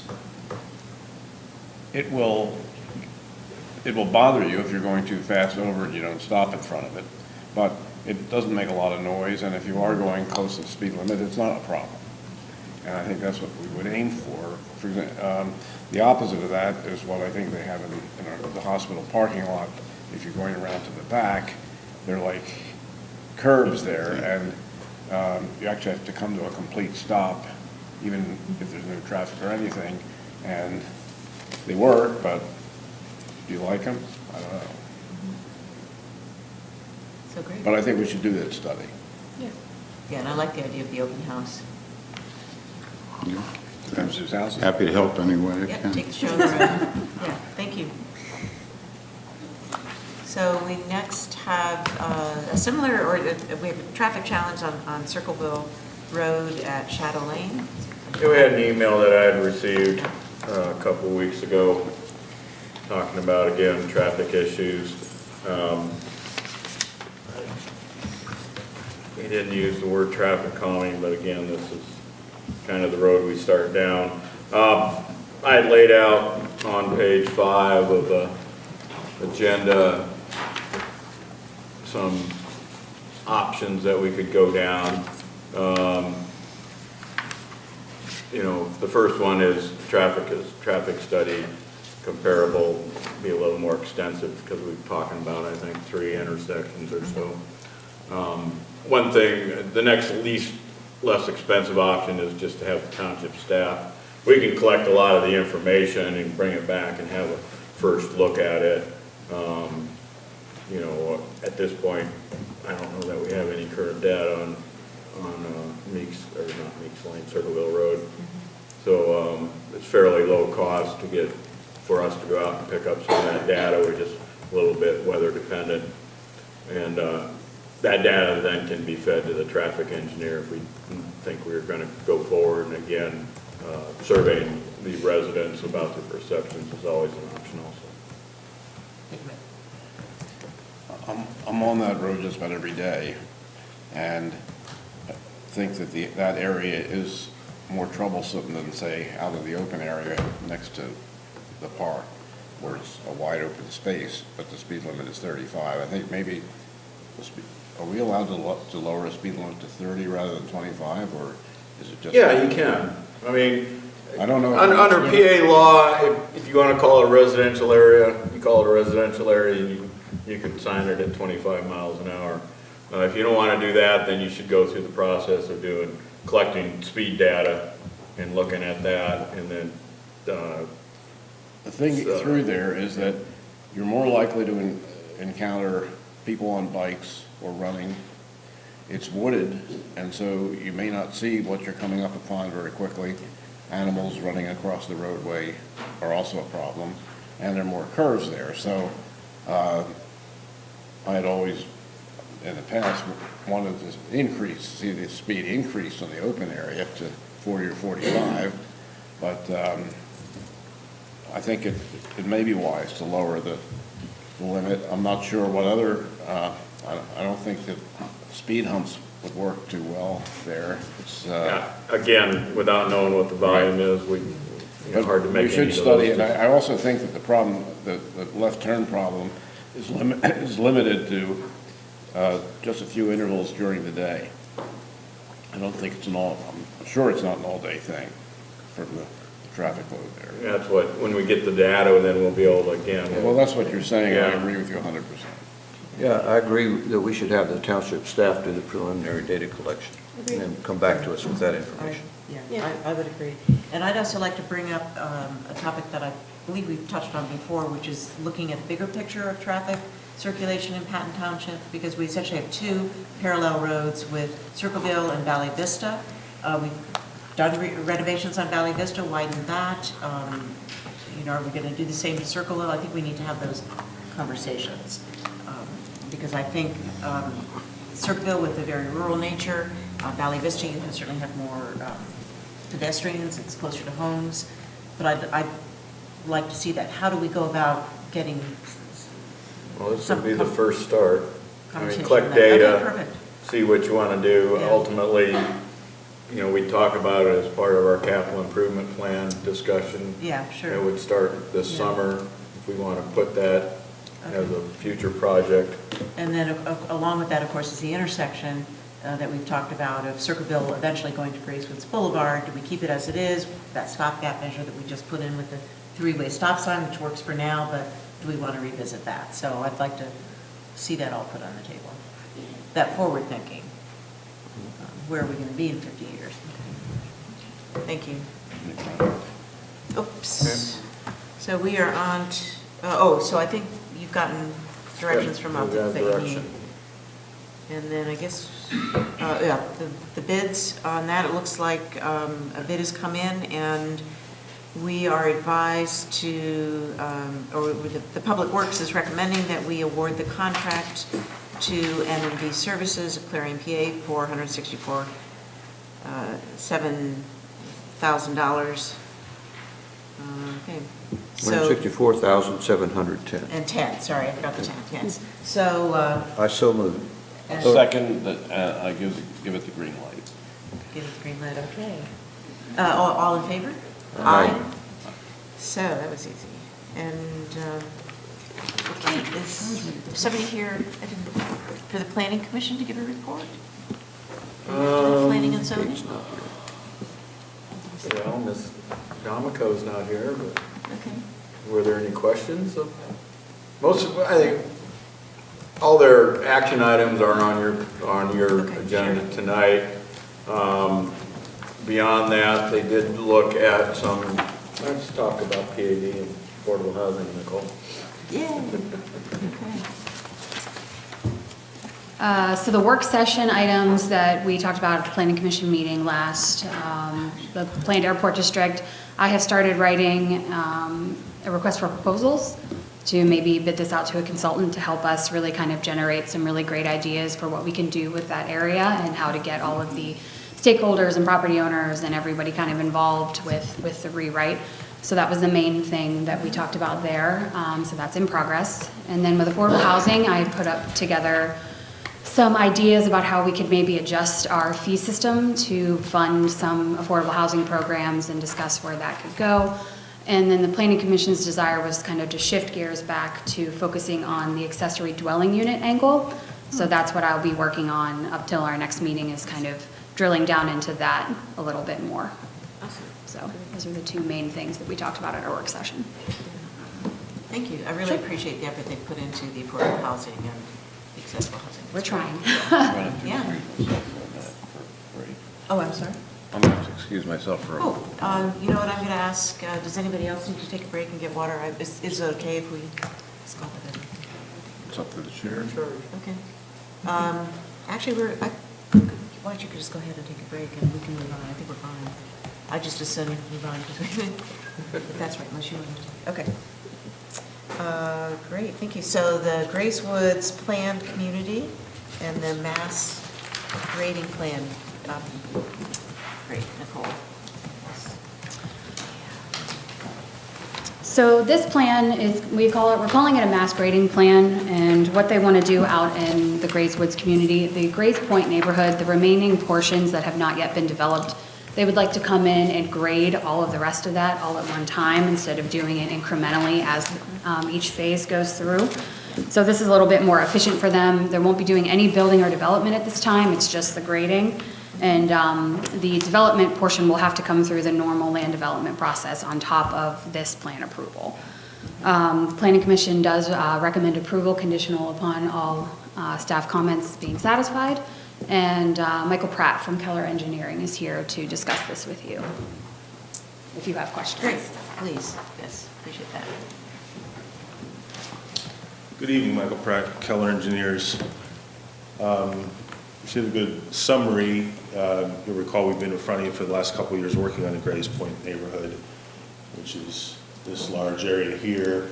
6A a couple of years ago approved and constructed, 6B approved last fall, construction starting now.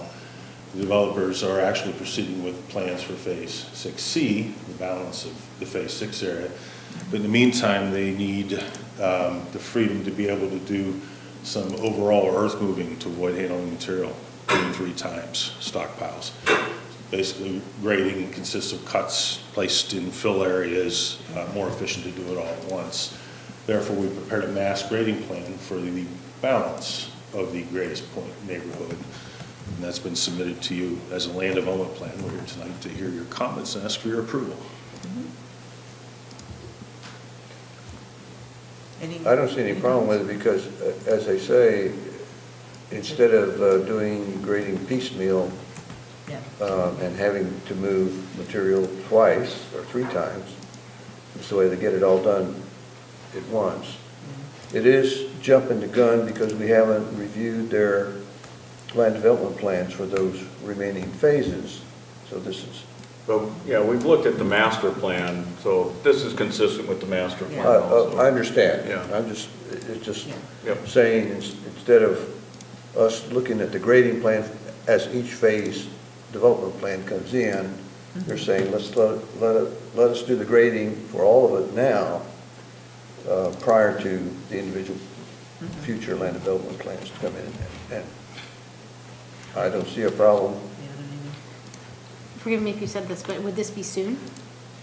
Work on the Yeah. mass grading, they'd start as soon as they receive their MPS permit. And so that would, to me, that seems better because I think people would be annoyed if it happened in the summer. But if people who might be nearby or want to be around, right, to me, it makes more sense to just get it done now. People aren't outside, right? Does that make sense? There'll be activity out there probably That's continually true. for the next 5 years, I would I don't guess. know. Like, why not? So I'll move approval of this proposal. Second. Those in favor? Aye. Opposed? Aye. Great. Thank you. Makes sense. It does. Okay, that brings us to the other part of the Nittany Valley Sports Center. All right, so as everybody knows by now, the Nittany Valley Sports Center, located out in Burnell and Champion. So this plan is to develop that Phase 1D that we talked about with the master plan revision to add this additional parking to serve the entirety of Lot 1R. It is in accordance with the most recent master plan that was just approved. The Planning Commission does recommend approval of this conditional upon satisfaction of staff comments. But there is one outstanding comment for discussion regarding sidewalk. Staff and the Planning Commission believe that sidewalks should be constructed adjacent to the proposed parking, going up to where Champion Drive will eventually be extended. So Mark Treddy is here to discuss that and any other questions you have. Great, thank you. Thanks, Nicole. Good evening again. Is the plan up? Yeah, I'll get right back. Regarding. I was looking for the email. Okay. This is the land development plan for Phase 1D, which you previously approved the master plan earlier in the meeting. And this pretty much shows more of the detailed layout with the parking area. We said we had a loading area and some other staff parking on the side of the emergency access. You'll come in, enter, this is where the other parking area is here, and then there's a depressed curb here, and this is overflow parking in that area. And we also have sidewalk access coming in right here, and also one here, so people, either leaving can go in here or here, we get to the parking area, or, same way they park the cars, go down towards the center, towards this sidewalk. This sidewalk is already in right now, and just tie in on and go to the center. I think our comment or concern is basically what the staff is recommending is the sidewalk along Champions Drive, they want it extended up along to the parking area. And their concern was so people didn't have to walk through the parking lot, the parking lot to get to their space. And from our concerns between my client is we have several concerns. One, extending the parking lot up along Champions Drive on this side would basically not be used. Anybody who's parking here, or if they're going back to their car, or if they get out of their car, they're going to go down, go towards the center in as much of a straight line as possible, or at least go to these sidewalk accesses and to go into the building. They aren't going to go walk back up and around, to get to that area. That's one concern. Two, in the planning process with the overall master plan, whenever that we've been working on it, we had just proposed a public road with a cul-de-sac coming off into the area that we needed it. And at the same time, we worked with the planners and staff on saying they really would like to have access to the cradle track for that one to be developed. Ultimately, it's limited on getting access to it, of actually dedicating the public right-of-way, which was done to get to the cradle track, where the developer who would develop that would have to ultimately make that connection at that time. So that was something that was worked out in the overall master plan on there. And if the sidewalk also would be built now, currently the water line is running along Champions Drive, is currently right adjacent to the sidewalk in this area. Plus we have storm drain lines coming that would also need to be extended going forward that way, that more than likely that sidewalk would have to be torn up and replaced whenever Champions Drive is ultimately extended. So, we believe we have adequate pedestrian access to the parking lot area here, and ultimately, we don't feel that building a sidewalk over along here that really was not going to be used, for this time, and not really go anywhere until future development occurs over at Cradle. And at the same time, besides having to build it and no one's using it, and then also my client would also be responsible to shovel the snow off of it in the wintertime too, for something that is not needed at this time. And that's pretty much our argument on that. Is there any way for us to approve this as they suggest, but to allow us to revisit that when that actually when the sewer lines are getting ready to be put in that road? Because that's my question. When the road's extended, the sidewalks would be extended at that time. Yeah. So it's a matter of timing at this point. There's nothing pending up here on the Cradle property. Staff's opinion was we should get it now, so at least we have it up to this point. You've heard Mark's argument to the contrary. Can you talk to us a little bit about the Cradle property? It's the first I've heard of it, or that I remember. It's it's adjacent. And who's it owned by? Formerly the Cradle. It's still in the Cradle family, but the current owner's name's not Cradle anymore. But it's likely to be developed, I guess that's. Yeah, they have marketed it. Thank you.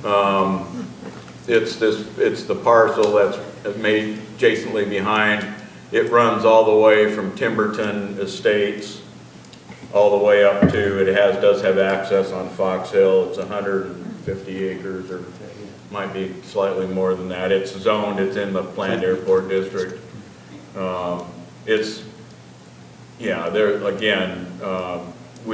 We had asked for this right of way for future connection, and again, at the Timberton Estates property, there's a connection point to Timberton Circle down there too, so.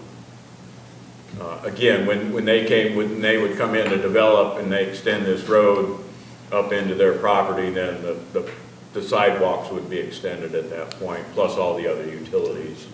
So at this point, nobody would be walking the walk, but Correct. there's still time to talk the walk later. Yeah. Okay. So it was not in the master plan that they would need to do this? No, it wasn't What discussed drives at the that? time of the master plan. What would drive the sidewalk? I mean, I think we should have one, once I know what's going on in the Cradle property. Yeah. But was that just something that we as a township require, or is there some code that tells us that if there's so much traffic, we need to have a sidewalk? Or are we just nice and It's that's often appropriate to safer. do? It's safer, I get that, but. Staff think it's a safety issue, that Okay. it should be extended up to that point to where, I guess we're talking about up to here, the end of the parking lot here. Again, to let people walk on the sidewalk in lieu of walking through the parking lot. I mean, People out there. Yeah. I can understand that, but boy, I really do think people are gonna cut through the parking lot. Yeah. And I understand it's just sort of better safe than sorry, and I wouldn't want anyone to be hurt, but. And I have a question about who pays for it. The And- developer would pay for it. Yeah, but we- No yeah. matter when it was Yeah. done. Well, no. Well, no, for, I mean, now. The developer, this parcel would pay for it if it's included in this plan. If it's not included in this plan, it would be the developer of the Cradle property. Huh. Yeah, but we've also got to, if it's there now, shovel the snow off and things like that too. It's that- probably not a good argument to make. No, I know, but it's something, if nobody's using it, and then you've got to, put it in, everybody here is walking through the parking lot up through there, but they're going to go this way entrance, we have 2 sidewalk locations here that they can get down through and connect on into that. So, and that's really how people are going to walk. What's the general rule of I thumb mean, on? if it's not included, I don't think we're violating anything in our code. Staff thought it would be a good idea. We think it's defensible from a safety perspective, but if the board decided not to include it, you'd still be within the code for the land development plan. And what's the general rule of thumb for who pays for a sidewalk in front of a property? So it sounds to me like. The property developer. But in this case, it wouldn't be this developer paying for the sidewalk in front Yeah, of this his is own a little bit property. of an odd case, because the extension of the road doesn't serve this developer, where It the would serve the extension of the other sidewalk, in staff's opinion, it would. I think it would. Their option, the board can approve, if the board would approve the plan with this as a condition, and becomes a condition of approval, that's why we always say we conditionally approve these things based on completion of certain items. Their opportunity is, they can either accept that condition or not accept that condition. They do have a route of appeal. Their route of appeal is to go to county court of common pleas if they want to, so. And if they don't want to do it, then they cannot accept the conditional approval, and we can have this discussion again at some point. Maybe it will all be elucidated. Mr. Park, your suggestion. Phil Park, tough trees. And it's tough trees that brings me to speak about this point. I was on the Planning Commission and then subsequently on the board when we were told that tough trees had such an effective internal trail system, there was no need for sidewalks. Fact is, sidewalks separate pedestrian and vehicle traffic. Get them when you can. And even if it's not built now, as long as you get a clear understanding that when subsequent need arises, that developer is going to pay to install that sidewalk and maintain. You need to do that because we're living without sidewalks, or we're spending township money to build sidewalks now in tough trees because the internal trail system doesn't work. When this road is extended for who actually use it, and the whole same road, street trees, sidewalk, utilities, is going to be extended up to there. You will get your sidewalks for when it's going to be used at that time. I mean, is the concern a safety issue from the board's perspective, where you think that you don't want them to walk through the sidewalk, or, I mean, through the parking lot, or what, what is the board's concern with that? Well, if you have little kids that are walking with you, if you have a sidewalk, there's a defined area where you're going to walk on. Mm-hmm. If you're walking in the middle of a parking lot, you have to hope nobody's pulling out without looking, or they're just more hazards. Mm-hmm. I'll say this too, being a parent having to go to things like this, sometimes I want to take a walk because I'm going crazy inside those places. And having a place to walk is crucial. And if I had a little one in a stroller, it would be nice to have a sidewalk to pace up and down on, honestly. Yeah, but I think someone could make a lot of money having fitness areas at these kind of things for parents. I mean, because if it's a safety one, my client would rather build one that would be used. He'd rather put a sidewalk, if you're saying safety, along this edge up here, eliminate that, and that would be used. It would get up along the parking area here. That he'd rather than build one that's not going to be used and he has to maintain, that'll end up being torn out when this is built. Maybe that's a good idea. I think the argument about having it torn out is a very strong one. Yeah. And we've had that same argument along Wattle Road, I believe, because we've discussed about enlarging that. Does not make any sense to me. Well, Additionally, let me just say that no matter where the sidewalk goes in, if it's not being used and you don't want to plow it, I think we could have a discussion about having signs that say closed for the season. My mother happens to live in a place where sidewalks are closed for the season. If you walk, it's at your own risk, whatever. So let's just take the plowing off the table. That's just one I thing think to it's do. construction. Mm-hmm. And no need, I don't think there's any reason to put down a sidewalk and then take it up later to lay something underneath it. Well, besides the sidewalks, there's another concern raised by the Regional Refuse Recycling Program. They're recommending an additional dumpster, a garbage corral, refuse dumpster corral where the playing field is, the reduced playing field. Because they're anticipating when there's events there will be a need for refuse disposal, and people are not going to walk all the way around the building to the opposite end of the building to dispose of their refuse. That's more of an operational use, that the people going there don't go to the dumpster to throw stuff away. There's internal trash facilities. And as I said during the master plan, at this time, he's not generating an intense amount of usage of refuse.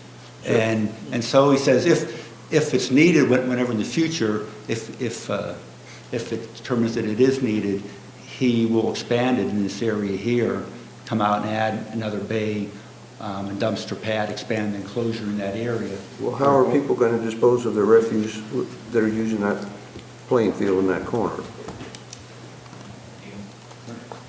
Can I explain? Yeah. Yeah. I Just come to the podium, please. Yeah, I just didn't know if it was appropriate if I did that. I'm sorry, I didn't introduce myself last time. I'm Michael Lee. I'm the general manager and the owner of the facility. So I can address a couple of these things.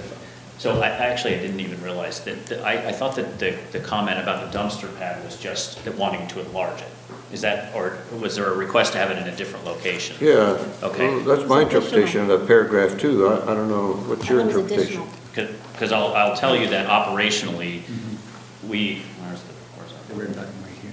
There we go. Yeah, there's right there. Thank you. Operationally, all the trash in the building is collected inside the building and it's brought out the front door. And even if I was required to put a dumpster pad elsewhere, I'm not going to have staff that's closing a building at sometimes 11 o'clock, 12 o'clock at night, walking around the building. All the trash is going right here in a place very accessible to the front door. So I guess my question is, I understand people aren't going to a dumpster corral. People are going to look for trash cans. Are you putting trash cans at that playing field up there in the corner? Up here? Yes. That's actually not, it's not being used as a playing field. I mean, Well, it's designated as. For any outdoor playing areas. We haven't used any outdoor playing fields yet. We'll actually start to use this one this year, and we'll have we'll certainly have trash receptacles out there. We have trash receptacles outside right now, serving the parking lot area. But, and we're gonna add them out here when we start to use that. All right, Yeah. that's sufficient for me. Yeah. Well, should we? In terms of the dumpster size, I think there was a question about the size of the enclosure. Well, I think they wanted to add one more. Okay, One more, yeah, because that would be an unused enclosure. We just wouldn't, it just wouldn't be accessible for us to carry our trash out here and all the way around here. That doesn't. If there's certain things, though, that we understand are going to be done, we should probably put them on the plan that it's understood, or like it's understood here, the trash cans will be placed where needed. Well, what has been Your used playing so far? areas. And Well, outside, you mean? As far as the amount of refuse.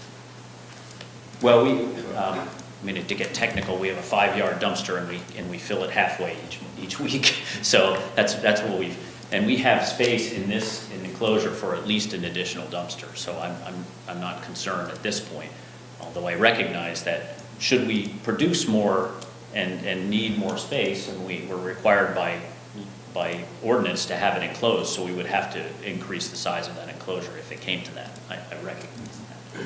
Okay. May I ask a question? Yes, oh, I'm sorry. How Yes, does please. staff feel about the sidewalk on the inside offer? They're okay with it as a compromise. Yeah, and I want to let you deliberate, but I will say from my standpoint, I've lived with this building now for almost a year, and I've never seen anybody leave this parking lot and walk up to the sidewalk to come here. And I find it hard to believe anybody would use a sidewalk there to access the building. It's just not that, I recognize the desire to create safety, but it's just not the way people use the parking lot. They just walk toward the front door as quickly as they can. And so I sort of feel like we would be building a sidewalk to nowhere that would probably be torn up again once we're commenced on that roadway, whenever that happens. As long as there's the understanding that there could be a sidewalk required when that road's actually built. Yeah, I think that's, I think our expectation is when we built Champion Drive came in with sidewalks on both sides and all the street trees and meeting all the ordinances. I think our expectation would be that it would be continued in that same manner right up to the cradle. So we don't need to write anything else Great. about that expectation. Is that right? Yeah. I'm okay with that compromise. All right. So. Add the sidewalk where Mr. Toretti had indicated up there. Okay, we'll just add that as a condition. Great. So we need to make a motion now to accept this, is that, and actually, are there any more public comments or any other staff comments? I would comment that if you're looking for something to do though with your little ones, we have a wonderful snack bar. Serves healthy and nutritious snacks.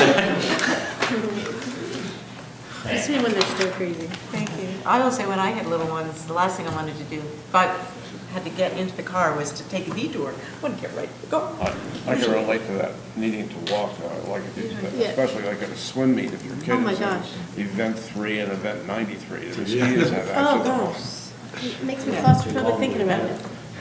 So, yes, do you have additional comments, anybody? Or No. Okay. So you're waiting for action from us? I jotted down some notes if you want to add some conditions. One, just provide refuse receptacles at the outside fields when they're in use. Requirement that they expand the refuse and recycling enclosure if it's needed to address the volume. And then add the sidewalk as we discussed I'm calling it the right side of the parking lot.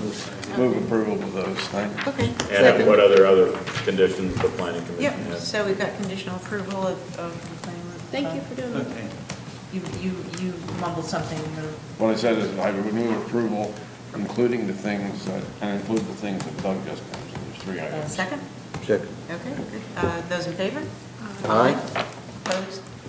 I agree, I mumbled. I do. Okay, thanks again. That's what I said. Thank you. Thanks for your time. So, we are down to the appointments section. I am going to run to the bathroom. Okay.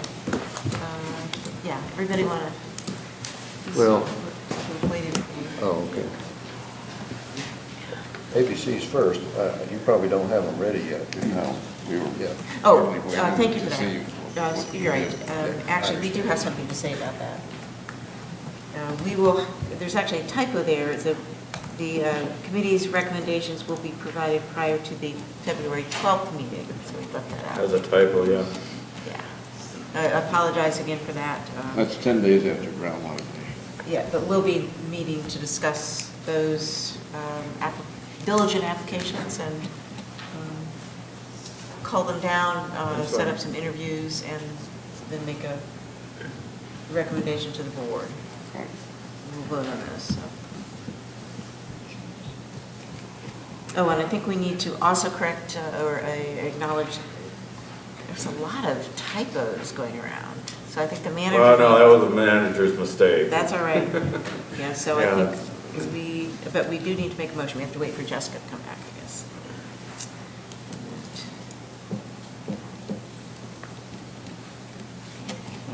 Speaking of groundhog, everyone knows the tradition in Pittsburgh. No, but Well, they have Pothole Pete comes out of one of the Fort Pitt tunnel tubes, and it sees his shadow on Groundhog Day. It means there are going to be 6 more weeks of front end lines. Pothole Pete. there you go. Okay. Does I see a familiar face in the back? That was fast. What's he doing? What's he doing? Okay, do we have something, I guess, about the cable consortium? Okay, we actually do need to make an official motion, I think we can go ahead and do this without Doug, that to change the date of the July meeting to the 22nd. So does somebody want to move that, make it official? Move the July meeting to the 22nd, based on the idea it's probably going to be warm then. Okay, second? And I think we heard a second somewhere, and those in favor? Aye. Opposed? Also keeps it away from the Arts Festival. There you go. So we have 4 applicants who have made presentations before the board. Seems like a week ago that happened, it's been one meeting. And we are now going to take time to deliberate. We're going to discuss in public. I would like to read from a description here in the agenda that we will deliberate on the strengths of the applicants. And I think that's the way to go. But then, of course, we'll have to make the ultimate decision, which will be the hard way to go. Yes, I'd like to, did you have a suggestion on how to go about Well, that? no, I just wanted to talk about that. I think any of the 4 would be excellent. And that's what makes the whole thing difficult. I would nominate Pamela for the position because of the combination of experience and also the idea that we've been thinking more about the needs of people for affordable housing, things like that. And I sense that Pamela may be more expert in that type of issue, certainly than I am, and that may be quite helpful to us. And she's in the Red Cross, and as a chaplain, has been like a people person of helping people. And I think the procedure is, and Doug, you can help me out here, we are deliberating, so if another, one board member makes a motion, I don't know if you want to put that in form of a motion, and another person seconds it, then we will have a discussion and then take a vote. Is that correct? Correct, and we'll Okay. take 3 yes votes to So make a this decision. was in the form of a motion? Or Yes, Okay. yes. So do we have a second to that? To discuss. Oh, to discuss? We don't just go ahead and vote, right? It's a Well, second it to says- move it. Doug said that somebody can make, one of us can make a motion Which he has. To nominate someone. to nominate. To nominate Okay, someone. second. Okay. I want to make sure I understand what I'm doing. Yeah, and so that means we have a discussion, about this proposal, and then we take a vote. Or we could take a vote right now, but Just clear, you're nominating Ms. Robb Yes, Yes. to fill the seat. right. Oh, and we need to, So you need a second. we have a second, so now we can have discussion. So we don't have to have the vote right now. So the vote is not to discuss, the vote is to nominate. That's why I just The want to. vote would be to appoint them to the board. Thank you. I just want to make sure it wasn't to. So you will need to either resolve this motion Yes, one way or the other before you can move on to. I would like to discuss it. That's what I want to make sure, because, Yeah, I want to make sure, I don't want what happened at the first Patton Crossing public hearing, where we didn't, it was confusing as to what was happening and things moved quickly. Yes. Right, I want to know exactly what I'm doing, yes. yes. So I wanted to, I'm actually going to, I guess my call is to have comments from other people first. Do that. Oh, it's so hard. Well, it is, it's, You know,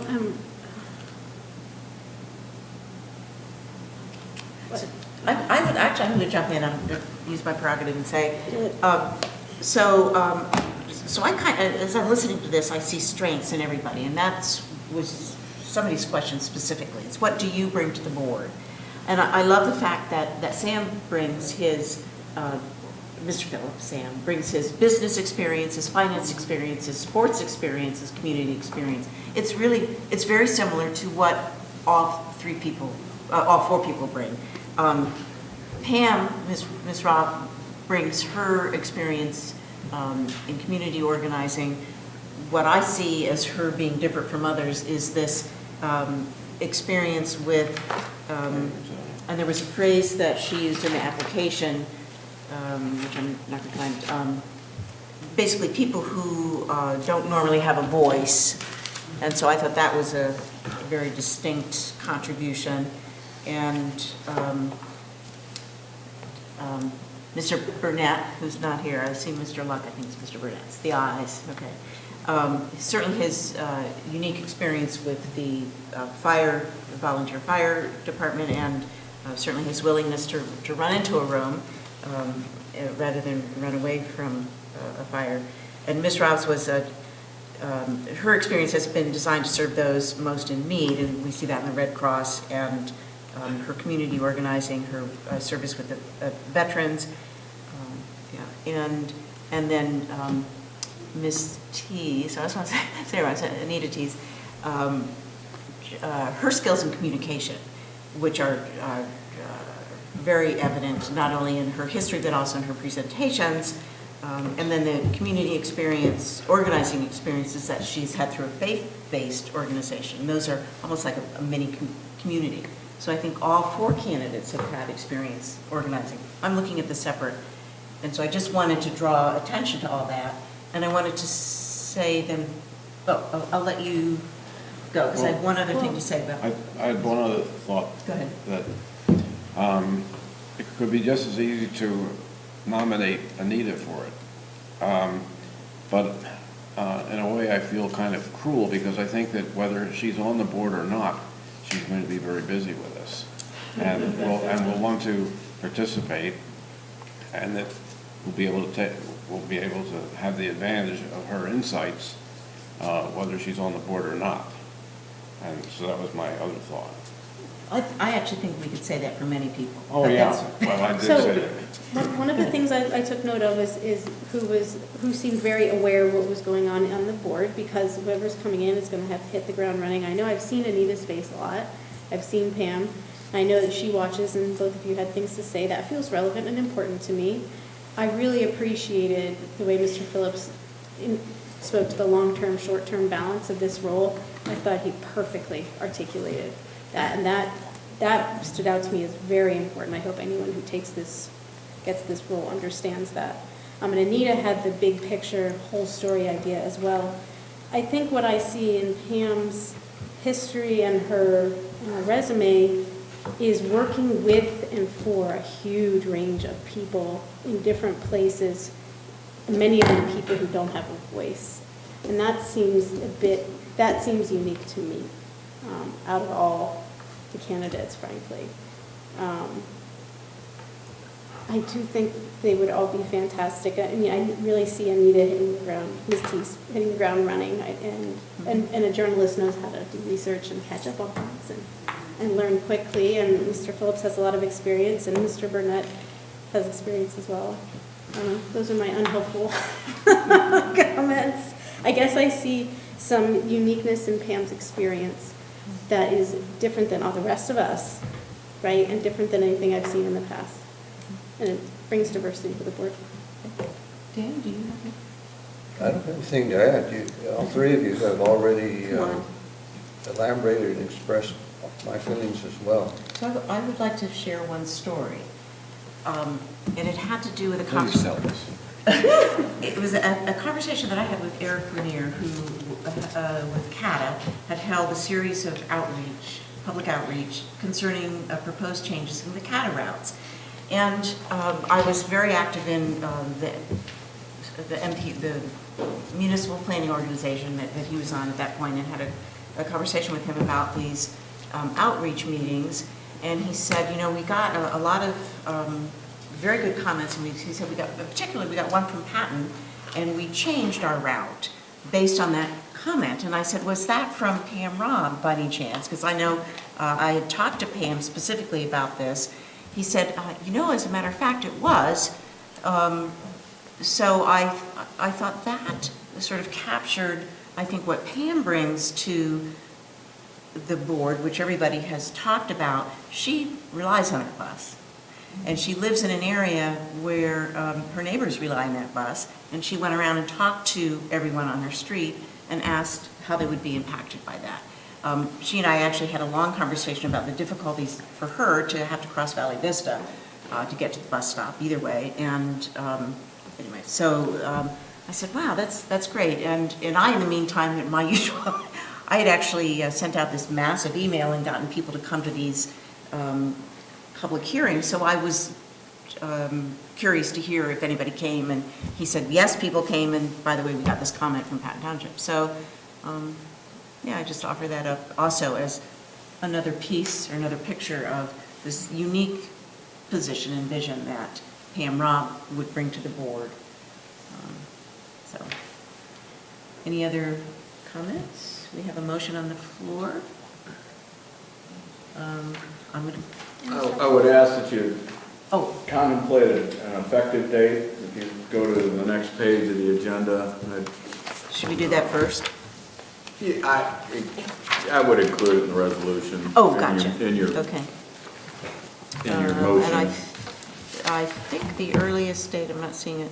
I mean, I know it's on any here somewhere. date, The 27th. The earliest date would work. There's a couple of things we need to take care of. That Right, January take 27th care or of February first 5th. part of next week. And then we have to approve a proposed resolution, is that correct?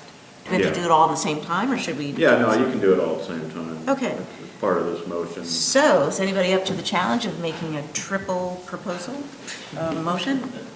The motion's already been made. Well, we already, Well, we did, but I think we need to amend the motion, because the original motion was only to nominate, or to to appoint. appoint Pam Robb. And what I was going to add to that, if I could. Please. And also to add the appurtenances and other things that we need, that I can't think of, that have to be done, but our excellent manager will be able to add so that we can execute this successfully. January 27th would probably work.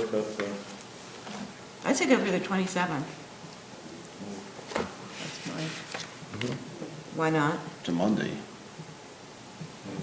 I don't have anything wrong with Monday. Make it the 28th, just give me a date. At the manager's advice? Monday's fine. Well, I'm out of town until, I'll be back Tuesday, Monday. so we'll make it the Tuesday, the 28th. Can't get to Friday without going through a Monday or Tuesday. And then we also need to approve the resolution. You want to add that in there? Yeah. And- 2020-001. And Mr. Manager, you want to explain that resolution? It Just for in the benefit essence of our states that you're television going audience. to appoint Pamela Robb by a vote of whatever the vote ends up being, and it will be effective as of January 28th. And Ms. Robb would then serve until the organizational meeting in 2022, which would be which is on January 4th. So she would serve until January 3rd, 2022. If she wants to continue in the seat, she would have to stand for election in 2021. And I think it was Anita that made the comment that she was looking forward to an active campaign, hopefully including at least these 4 people, and that's a good idea too. So I'll call for the vote. Those in favor? Aye. Opposed? Welcome to our new board member, and further, congratulations to all 4 people for having the passion and commitment to step forward. And you haven't heard the rest, whatever. It's just. Please You'll hear consider from the us planning again. commission. So Please appreciate it. consider the planning commission. Yes, please, please, please. So, oh, and now we have committee reports. I'm tired. Okay. No, we have the consent agenda. No, we don't.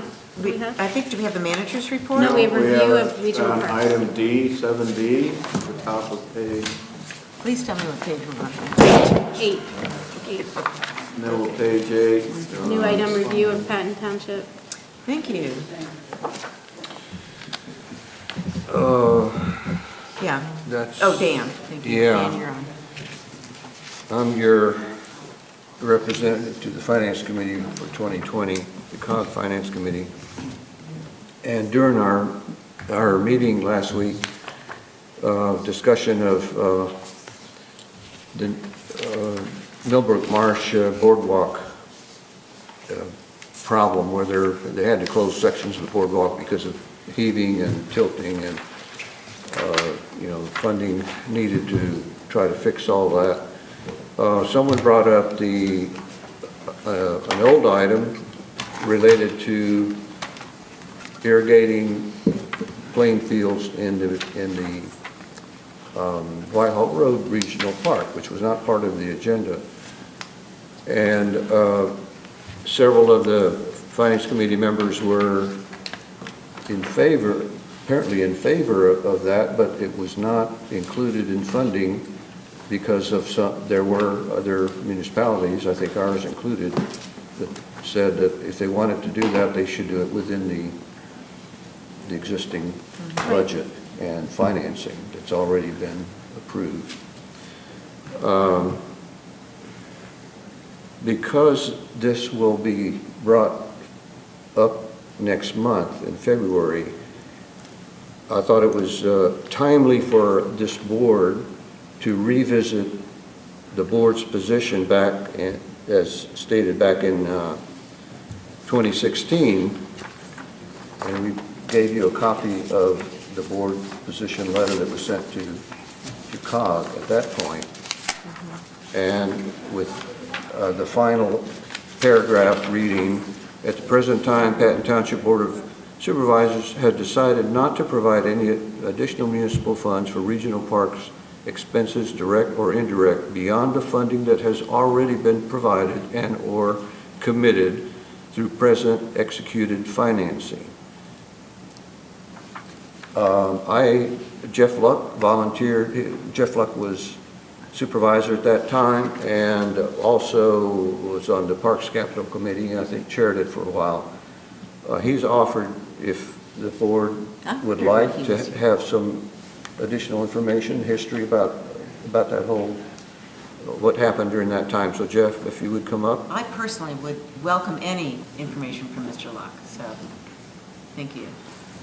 Jeff Luck, former supervisor, former member of the Parks Capital Committee, and chair for some time on that committee as well. I wanted to start by saying this particular letter was written at a moment that there were township supervisors from other townships who were suggesting that the participating municipalities were essentially legally obligated to provide funding for the full build-out of all of the regional parks. So this letter, there was an argument that because the municipalities had voted for the master plans, they therefore de facto committed to providing all the funding that was necessary to fully build out the park. So I just want to point out that was kind of an exceptional moment that led to this letter being drafted and sent to say that we don't agree with that, and that at the current time, we're not prepared to provide additional funding around that. Having said that, the process by which capital expenditures were allocated for the regional parks, and I think the assumption here was that capital expenditures were always going to be satisfied through a borrowing, so that all of the capital expenditures for the regional parks were essentially triggered by the Parks Capital Committee agreeing that the borrowing should happen. That then went to the Finance Committee, who then approved it, and then the borrowing was essentially executed. And as you know, there have been subsequent expenses associated with renegotiating those borrowings because they were coming up to an expiration point, and there were expenses associated with that as well. The point really to that is that the capital expenses were always approved with a unanimous vote of the Parks Capital Committee. And I'm not in a position, the board obviously will decide whether it wants to change its position on the parks funding. I think at the time this letter was written, we felt as though we wanted to invest more in Burnell Road, for example, and we didn't, any money obviously that went to Parks Capital was money that we couldn't allocate to Burnell. In addition to that, it was unclear how open-ended this commitment was going to be over time. And I'll just point out that there was a point in the process that Patton offered to go into an additional borrowing of $1 million that would have been used as matching funds for private donations to the park. So the idea was that there would be $1 million fund that then we could use to try to attract private investments. Ferguson and Patton both supported that. The other 3 municipalities did not support that. Harris, in fact, sent a letter very explicitly saying that they would not participate in that. Moving capital expenditures into the budget process of COG would mean that there's no longer a unanimous requirement to allocate the funding, because the COG budget is I don't know if it's a majority or supermajority vote, but it's not a unanimous vote. So I think that if that's what people desire to do, that's fine, but that should happen as a result of a process that says we're going to change the way that we've done things in the past. We're now going to handle capital expenditures through the COG budget process, and everybody should agree that that's essentially what should happen. So, any questions?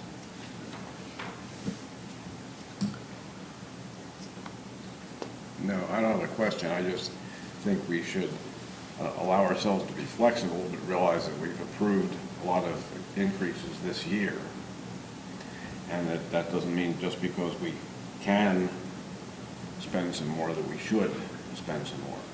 I feel when people go to a park, they use what's there, and you don't have people saying, oh, they said they were going to put this in, so this park is no good. You use what's there and you enjoy it. But I think we should be a little flexible too on allowing other things to happen. So what I'm trying to understand here is the process, and the process of having the vote in the Parks Capital is that, as it stands now, it has to be unanimous. That's correct. Okay, so whoever sits on that Parks Capital, it happens to be Dr. Buckland here, we could direct her to vote one way or another, should that come up. And so we actually have veto power. I think it's much... That's correct. If it goes to the COG, my experience with the Finance Committee and the COG, that it's very difficult to... It's more difficult to exercise individual wishes of a municipality when it goes to the COG level. Yeah. And I've been there. We've all been there. And so I think it's a matter of where do we want that decision power to be? With this board or with the community? would it be fair to say then that there's a way in which this is getting pushed in through a loophole, that someone wants this maybe this isn't fair, but that they want the irrigation system, and we said no, but it should have been unanimous, and now it's being, am I hearing that right? I don't know. It was a spontaneous discussion. It was agreed they were going to raise it in February, so I thought we needed to talk about it here before I'm faced with having to make a vote. Yeah. Larry was there too. Please. It wasn't just brought up in this meeting, it was brought up in the budget meetings, that the original Whitehall Regional Park plan did not include an irrigation system. Right, yeah. So they wanted to add this in the budget, this money for this irrigation system. The finance committee at that time, which George was on, and stated to them that, great, you want to add that in there, you have to fit it into the budget that you have for Whitehall Regional Park. That we're not going to give you any additional money for this irrigation system because we've already given you the loan, which is what, $4.8 million. And you have to fit it in that $4.8 million. They are now, in this meeting, coming back and saying, hey, we look for a place to squeeze that into the budget, and we can't. So we need you. We had them actually take it out of the budget during the budget meetings. So originally it was in the parks. It was one of the things that we took out of the parks budget because parks wanted so much with their caretaker position and all the things that they came and we took out of the budget. The irrigation system was one of the things we took out of the budget and told them you certainly could put it into the park if you fit it into the original amount that the park was. So now they're saying, we can't fit it into that original amount, so we are asking you to add it back into the budget and make a budget amendment. Well, Dan, I'm just to add on, the explanation was that the discussion finance had with Pam that was, did you apply for any grants for this irrigation system? Right. She said, we can't unless we have a match. So there was no match approved, obviously, in the budget process 2019. Well, the suggestion was made by a couple of the finance committee members, well, what if we just pledge it? Can you use a pledge as a match? And she said, yeah, you can use a pledge as a match. The problem with a pledge is that's a commitment to funding. Yes. In the following year. In a future year, but it's still we did make a similar pledge. We did make a pledge for Millbrook Marsh. Thank you, yes. Yes, we did. Yeah. We made a pledge so that they could get matching funds for Millbrook Marsh, and that's where the finance committee got that idea that, hey, why can't... Well, we could all do that. But we're not outlaying the cash until we get the match, or the grant. Get the grant. So at this point, boils down to the question, are we going to be irritating or irrigating? Well, but, and so then the bottom line is also that this is outside of the typical process that it would be for a regional Yes, park. that's So correct. that is part of the issue as well. Right. Which does feel a little, Yeah, the finance committee tried to put it back into that issue by saying... So tell me what to do. What is your wish? What do you want They me need to to do? install this at the beginning, though, because you're not going to put in all that infrastructure on the fields and then have to dig it all up to put the irrigating system in. That's their argument, what it was that we should do it now, it's better to do it now rather than later. That's what I heard, right? That is their argument. That's the yes. argument. Of course it is. So But- why didn't they make that a priority? But it wasn't in the plan, right? That's one of the main problems. And this It's does one set a of the- precedent, right? So you don't get it in your master plan, you go ask for it? Yeah. See, I'm afraid of opening a can of worms here. Well, me too. If you make an exception for this one, then there'll be something else. Yes. Yeah, I do. Parks needs lots of money. They need a lot more money that we're giving them budget for. And to be fair, Pam has done an incredible job in getting grant money. Yeah. Yes. I think we need to draw the line. Didn't we already draw the line in our comments to the COG, in the program plan or the budget? I feel like we already did that. That's when it got taken out, right? Yeah, that's when it got taken out, but... My comment stands that I think no. That's Well, how I feel. If you want, I'll just reiterate our position back then. No. If you can find funding within the budget you got, Yeah. great, but we're not going to agree to additional funds. What was Jim Steff's angle on it? What did Jim Steff say? What did Jim Steff say?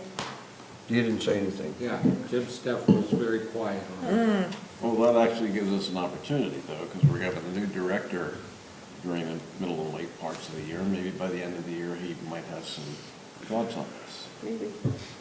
I don't like the precedent it sets. I feel like there are these articles Okay. here and. I think I have my Well, I budget. think we're working under an existing precedence because I think Parks has, with the adult activity center, those types of things,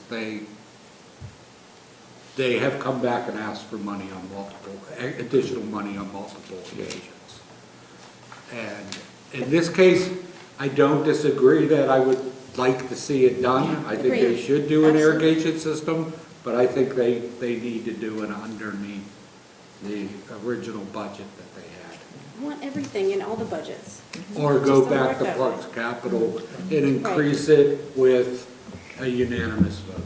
See, the Active Adult Center is regional as well, right? I Yes. should know that, but I don't. Okay. Yeah. Thank you, Jeff. Thanks, Jeff. Thank you. Oh, I guess I'm on again. Yes. So I think we are now. Thanks for bringing that up, Dan. Yes, thank you. It won't be the last time I bring something up, I'm sure. No, so we are on to the consent agenda. Move approval. Great. It's moved and second. Those in favor say aye. Aye. Opposed? Okay, and now we're on to the manager's report. First item, you may or may not have heard about the Major League Baseball is looking to cut the number of minor league teams, and our Spikes are one of the teams slated to be cut. The Spikes organization has started a Save Our Spikes campaign. The Chamber of Business and Industry of Center County is assisting with that. The short question is, do you want this as a future agenda item where we could talk about it in more depth beyond some I provided supplemental information, some information about ways you can help. I will tell you, we for the last 3 or 4 years we've done an employee event there every summer. I would assume we could do that too. I mean, there's opportunities. In essence, what they would want from a group like us is either cash to support their Save Our Spikes campaign, or buy tickets, or buy more tickets, so they can show Major League Baseball that they're selling tickets. So the question is, do you want it on a future agenda, or you're not that interested? I'd like to support it, but I'm confused about something, because when I was in the supermarket the other day, I saw a headline in the Altoona Mirror saying the Spikes franchise had been saved. Haven't seen that in our paper. Normally, the Altoona Mirror would only talk about the Curve, which is the team there, but I'm just wondering what they know that other people don't know. Or do they know it? No. But I distinctly remember I mean, saying... if we want to put it on the agenda, I think we need to get somebody from the Spikes organization or the chamber here to talk about it if you'd like. Can we do that? Yeah, I think it should be on the agenda. I feel like this is, Yeah, we don't need to figure it out tonight, but I'll work on getting somebody here. We shouldn't base it on a foul tip. how many people do they employ? A lot.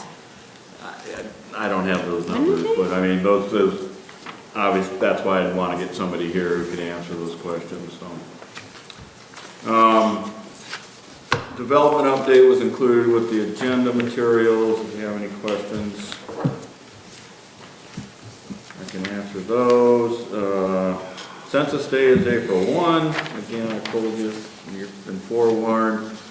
Today's topic is confidentiality of information.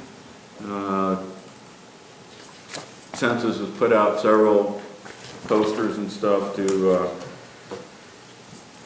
to inform people that your information is safe and secure. Although they do ask for names and stuff, that information is not released to the public until 72 years after the census is taken, and that becomes public record, and it becomes important information for genealogy research and things like that. You can see in the graphic that there are several laws in place that protect your data, so feel safe. Look for information coming in your mail in March, and remember there will be an online option this year. Please fill out your census.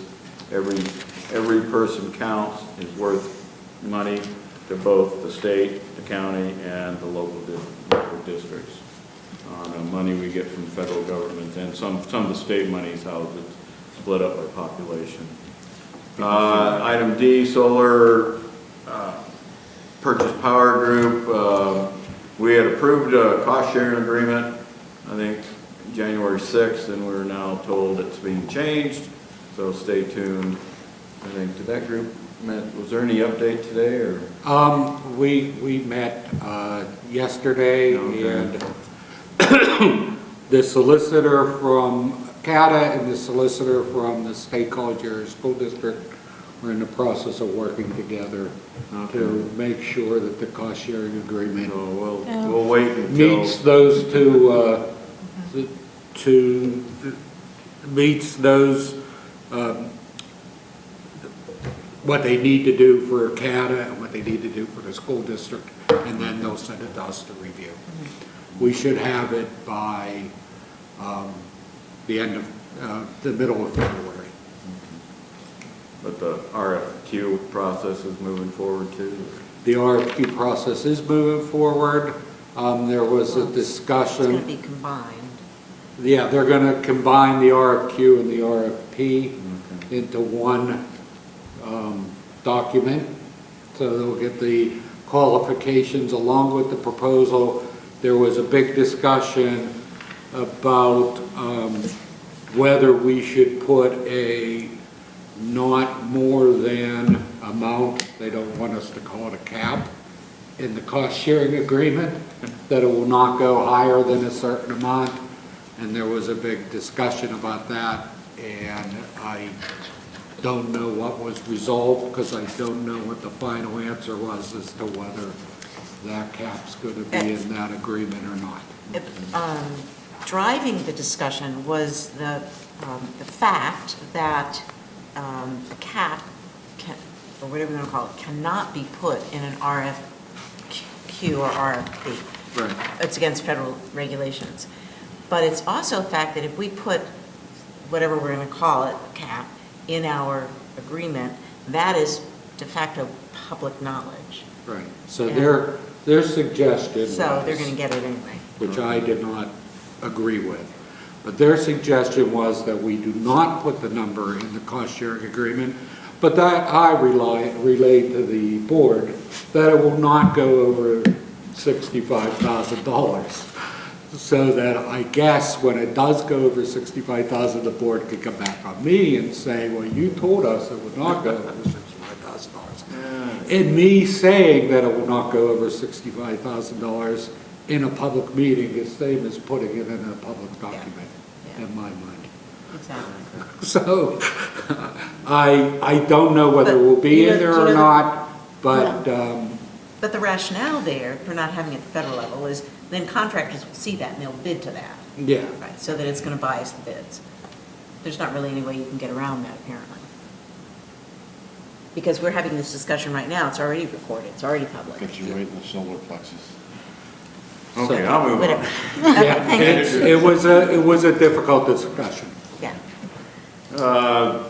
COG is scheduled the general forum for Patton Township here on Tuesday, May 26th.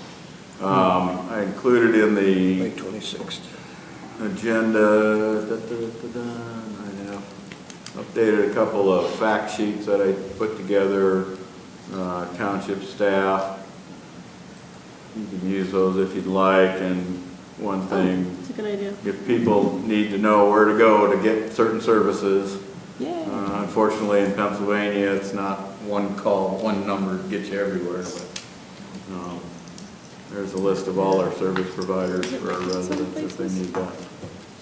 And finally, our list of upcoming events.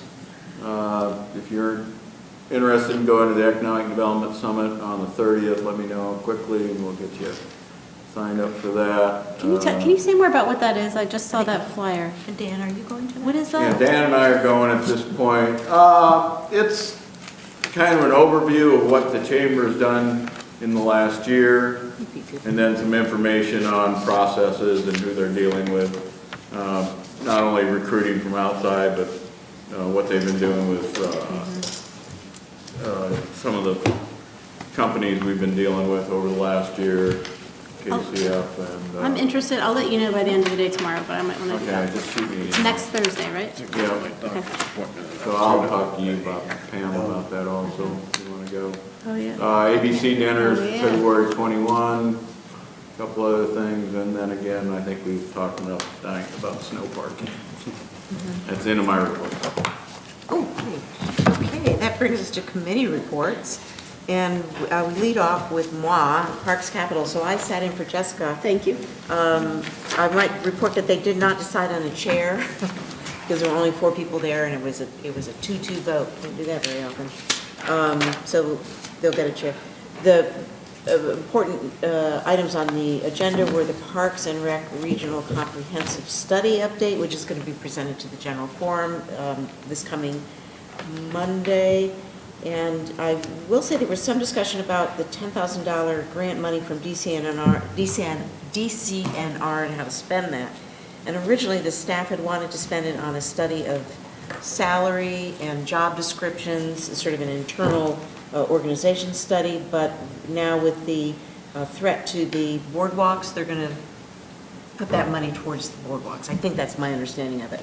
And then the second item there was the Whitehall Road Regional Park, which is, oh gosh, I think that's, I forgot, that might also be going to the general forum, but I do know that they reported that Ferguson Township had given $40,000 for buffer planting. So as we know, Ferguson Township, it's in their municipality and they do help out in small ways, so. So now we're on to Mr. Abrams, Transportation and Land Use. Yeah, I was away all last week and didn't realize until too late that the meeting was going to be scheduled for that week. It's usually the first week of the month, but it wouldn't have been because of reorganization. So I'll resume my duties next month. Oh, no. And then Mr. Trevino. Public safety, you can see the summary of the different items that were discussed. They were all routine information items. Nothing else to add to that. Okay, and Dr. Buckler? Human Resources. Yeah, we've just been in an ongoing way adjusting the salary schedule, job description, sort of making sure things match and that people are being in the right salary bands and stuff. We talked about the potential work tasks, including the most interesting one I thought was what are they going to do about medical marijuana and whether people operating machinery. And you know, there's a lot of talk, I guess, in the HR arena about how everyone's going to kind of negotiate that. So they would like the HR to look at that partly in the service of the personnel handbook that we just did. And we're also looking at like paid family leave and donating leave to people, that sort of thing. They want to pin down some of those specifics. That's Oh, that. great, and we're back to Finance Committee. again. Yes. So I'll ask Larry to jump in if I've skipped something. Besides what we already discussed, that was not on the agenda. They did approve the replacement of 2 fire police vehicles. They discussed a possible revision of the regional parks loan. I can't remember the purpose, the reason for that. Because June 1st is the final drawdown date currently to draw the rest of the funds down, so they're going to look to either refinance or extend the drawdown. Thank you. You're welcome. And then the codes administration has negotiated to rent some parking off-site across the road at the old Justin's plant that had surplus spaces for all the code vehicles. So all the code vehicles will no longer be parked behind the COG building, they'll be over there, freeing up all those spaces for It's going to be huge for our meetings, meetings. Yeah. especially general forum meetings and things like that. Great. Anything else? No. Okay, then we're on to Public Services and Environment, and that again is me. I'm very excited to report that the Climate Action and Adaptation Plan has been laid out for the next essentially year and several months, several deadlines. And so I'll give highlights of some of those at the February General Forum meeting. And it's Pam Adams, who is spectacular at this job. She is going to be presenting the greenhouse gas emission report that they have been doing for the community, as well as for the COG operations. So they've combined that. We'll get that, and that will also go online. They're going to be establishing greenhouse gas reduction targets. That'll be in February and March. Part of that is going to involve education, so they'll be coming out to boards. Let's see, story, yeah, okay. A vulnerability assessment in March through May, and then the action plan. So basically, what are we going to do about this is going to be all the way through March 2021. And the action plan, of course, means, you know, you put your money in an action, and there's going to be a lot of education in that and a lot of outreach to municipalities. There's also going to be a public outreach, public education outreach, which I think is very smart. And then there's a mention of Soul Smart, which is actually a federal program. I think it's very similar to the program that allowed us to do the gold or the platinum, and what was Sustainable that? PA. Sustainable PA, thank you. So this is at the federal level, but they also offer support for communities that are looking at a solar power purchase agreement. And then another, what is the, there's another organization that's also at the federal level that will again provide advisory services. Neither of those will provide enough advice for us to forego an energy consultant, but they're there to help us. So it's very exciting. We're really moving on. Yes, go ahead. On setting the climate goals, I remember when Chicago came up with a plan, one of their concerns was to set the time far enough in advance that there was time to see what changes could be made in a fairly quick amount of time, and a short enough fuse that you weren't waiting decades. Right, yeah. And so I think they came up with something that was 8 or 10 years as a benchmark for And I'm not certain what we're doing. First set of actions. Right, and I'm not even certain if we have this 100% by 50 or 80% by 50, that there's some rationale that basically knocking down your greenhouse gas by 100% by 2050. Not certain about that. I do know that there's a lot of talk about the website and having it be very interactive, and if there are any articles, and I'd love to have the article that Anita mentioned about the transit system in your Indianapolis, and I know we've talked about that. I think you might have sent it to me. I haven't remember reading it. So that kind of stuff is going to go on that website, and not that you can't find it elsewhere, but it'll be a one-stop shop for environmental sustainability here. So very exciting. And now we go to Mr. Abrams, your executive. We set the agenda for the general forum meeting, and there wasn't really anything unusual other than that Jim Steff provided us with a list of things that concerns and opportunities for the COG as we transition to a new director, and things he's concerned, and I think hopefully we can get that list out to everybody, because there are a lot of good ideas in there about things that could derail the COG or things that could strengthen it. It's been going for a long time, but it's also something that all the municipalities in the region have bought into over a long period of time. That's what's made it so successful, and how do we keep that going? Great, so I said there's a steering committee of the CRPR, I don't think we have that, there's ad hoc facilities?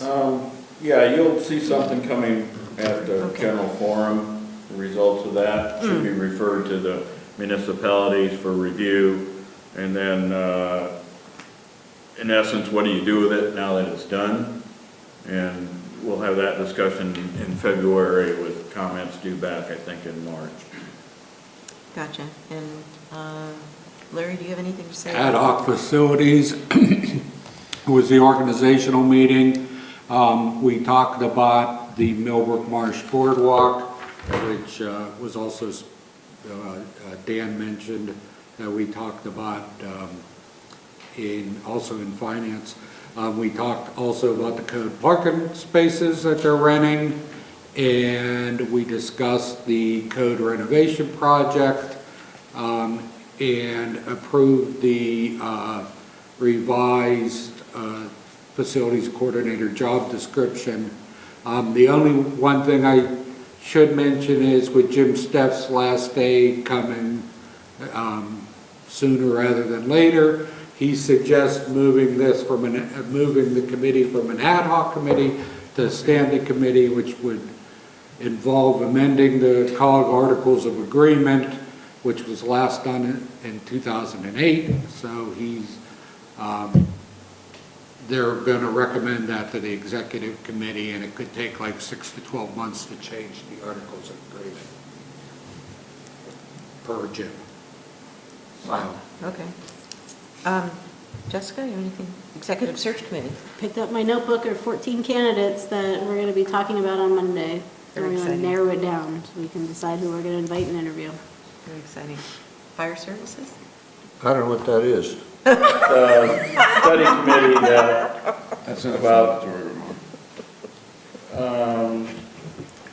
the study committee on the volunteer status of the. Is that in the Public Safety Committee meeting? No, it's a separate ad hoc committee. I don't think you met you hired, the consultant started a couple months ago. It's incendiary. ICF. Yeah, well, that's part of public safety. Oh, okay. Yeah, the consultant that we approved, that the COG approved, has started the work. So Yeah. we haven't gotten any I don't think updated reports there's yet. no update, yeah.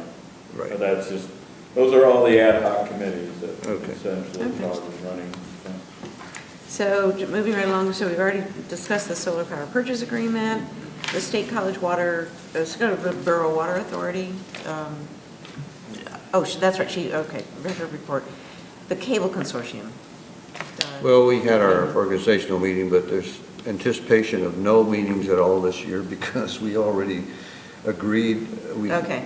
We're waiting on Comcast to Yeah. sign the agreement at To this sign, point, but and that's then it. we'll be under their new franchise agreement. Okay. And then the Spring Creek Watershed Commission, we've got the report, the Center County, the CCMPO, and that would be Mr. Abrams. Yeah, they meet next week. Oh, they meet next week. Sorry about that. That's in the future. And we've got the report from Mr. Downsboro enclosed. That's on the Airport Authority. And then some more FYI, but I think that's it. So motion to adjourn. So moved. Second. All right. Peace. We're out of here. Thank you all. Very good. Thank you.